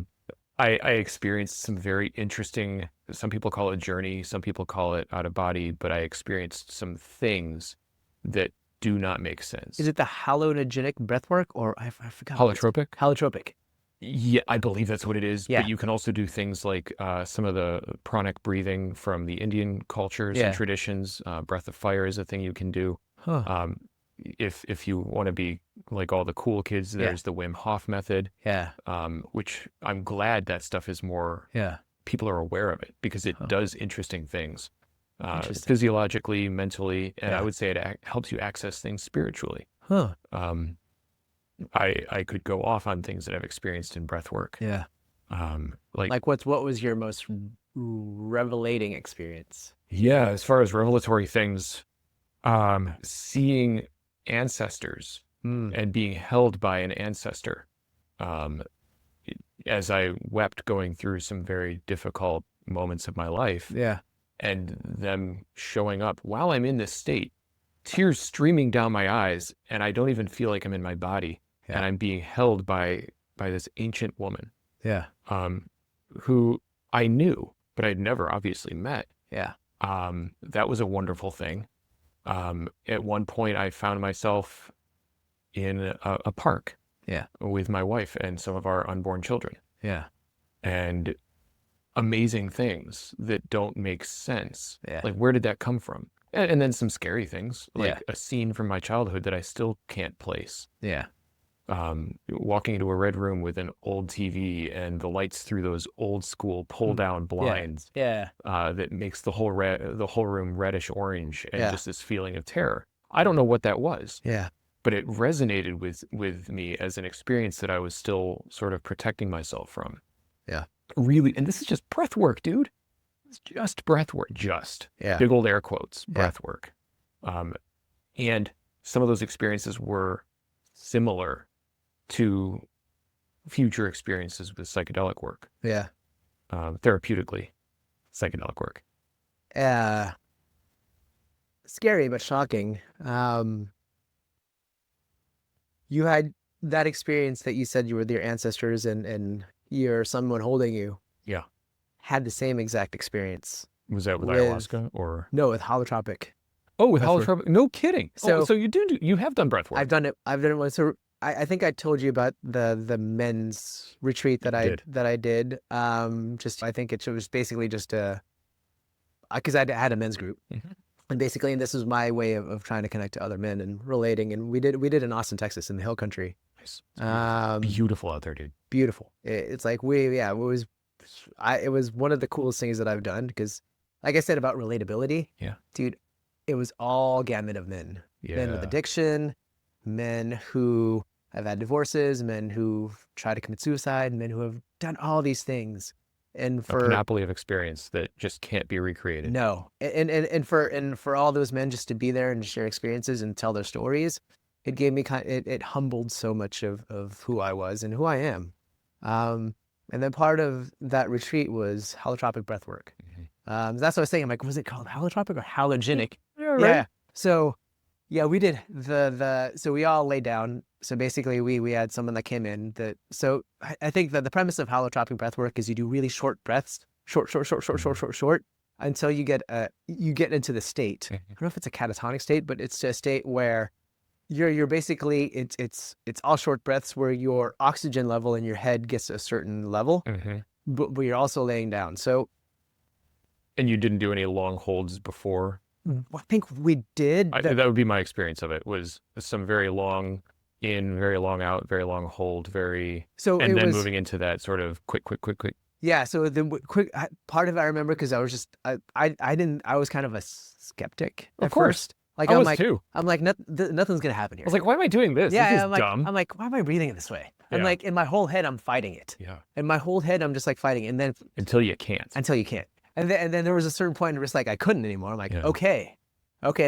Then my breathing, and then the breathing became like a cadence. And we were doing it for like half an hour, like 20 minutes to like half an hour. We're just like, Yeah. like the first 10 minutes, I'm like, fuck this, nothing's gonna happen. Yeah. Nothing's gonna happen. And then, so once I got to the state where I was in that state of like, okay, I'm in the kind of the same ayahuasca state. And I'm like, oh, I'm in a present state where I'm not really here anymore. I know what this feels like. Yeah. I've done this before. I'm like, oh, this is a state.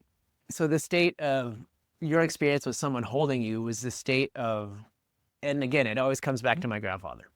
so interesting. It was kind of a cool but crazy state. So it was my father, my son as a baby, my son as a man, and my grandfather. Yeah. So instead of you said like a woman It was a feminine of some presence. sort of feminine presence of some sort was holding you. So all four were holding me, right? But they weren't really holding me. We were kind of like I kind of describe it as like a bonfire. So we were all in a bonfire and we're all talking and we're all conversing, right? So, and to the point where you were saying that like you started bawling. So Yeah. I remember when Please, weeping. weeping. I will tell you, I started bawling. No kidding. So when that state, there was kind of like this message that the state had. It's like we're all together. We're all one. Yeah. It's like we're never gonna leave you. Yeah. Like like my dad, who was like a deadbeat, but you know He had his own demons. Yeah. demons. But again, there's kind of that sense like, well, he was there, right? Even though we never really got along, Yeah. we were never really like relationship together. Sorry. You're good. You're good. Sorry. I used to see the time. You're good. Yeah. But that and like seeing my son in his state of like being a kid and being a man, and my grandfather, like, well, when they were all saying goodbyes, like I wasn't ready, and this was in my state. So the part when they were saying goodbye, that's when I started. That's when Because the separation returned. the separation and the fact that like this is what I wanted my male figures to be, even though my son, Wow. who was still my son, but will be a man. Yeah. That support system of men who weren't really there. Yeah. That's what that's what I was basically trying to get. So in that state, like when they were leaving, like the floodgates started opening. And like I said, it's like, and part of it too is like, nowadays I'm a lot more comfortable crying now than I ever was before. Yeah. But there was a state that I was just like, and there are people that are watching, and you have to reflect on these things. That's part of the retreat after. And then they're like, yeah, man, you were in a state where you just uncontrollably cannot hold it in. And it was such a self-gratifying purge, but there was also kind of a sadness. Of course.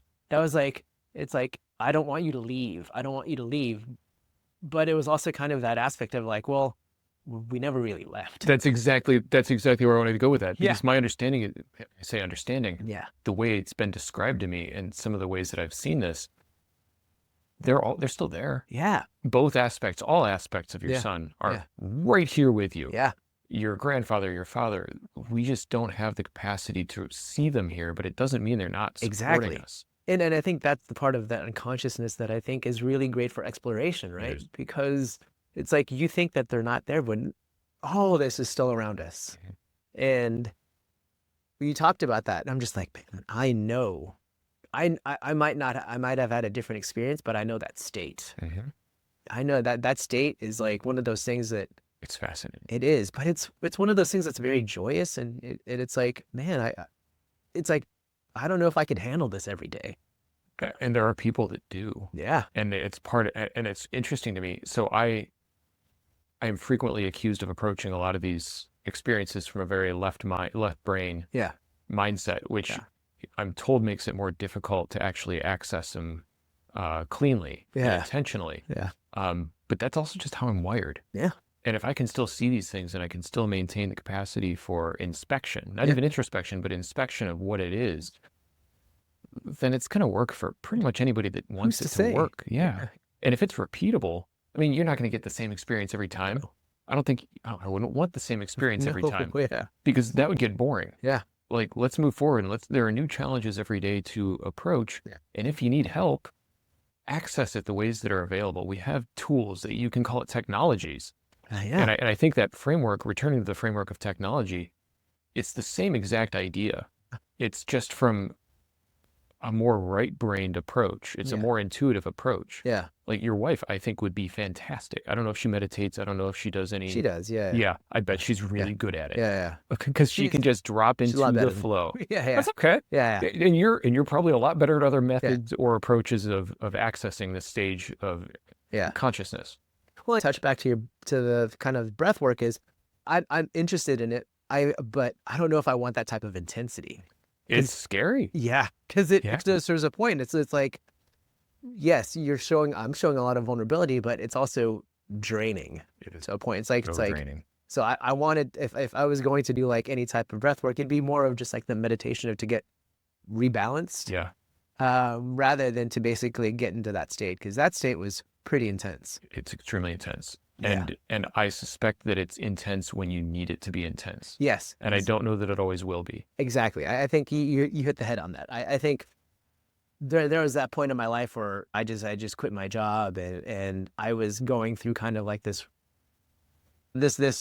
like I'm repeating in my career is cyclical. What we do. Going and it's basically the same thing over and over again. Yeah, until we learn the lesson, it's gonna be. Yeah. I have a lot of my own cycles. Yeah. And until you're just like, hey, what?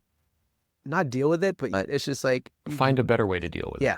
it. Yeah. Find the way that's better to the authentic you. Yeah. Not to be all hippie about it. But Yeah. I think that's true. 100%.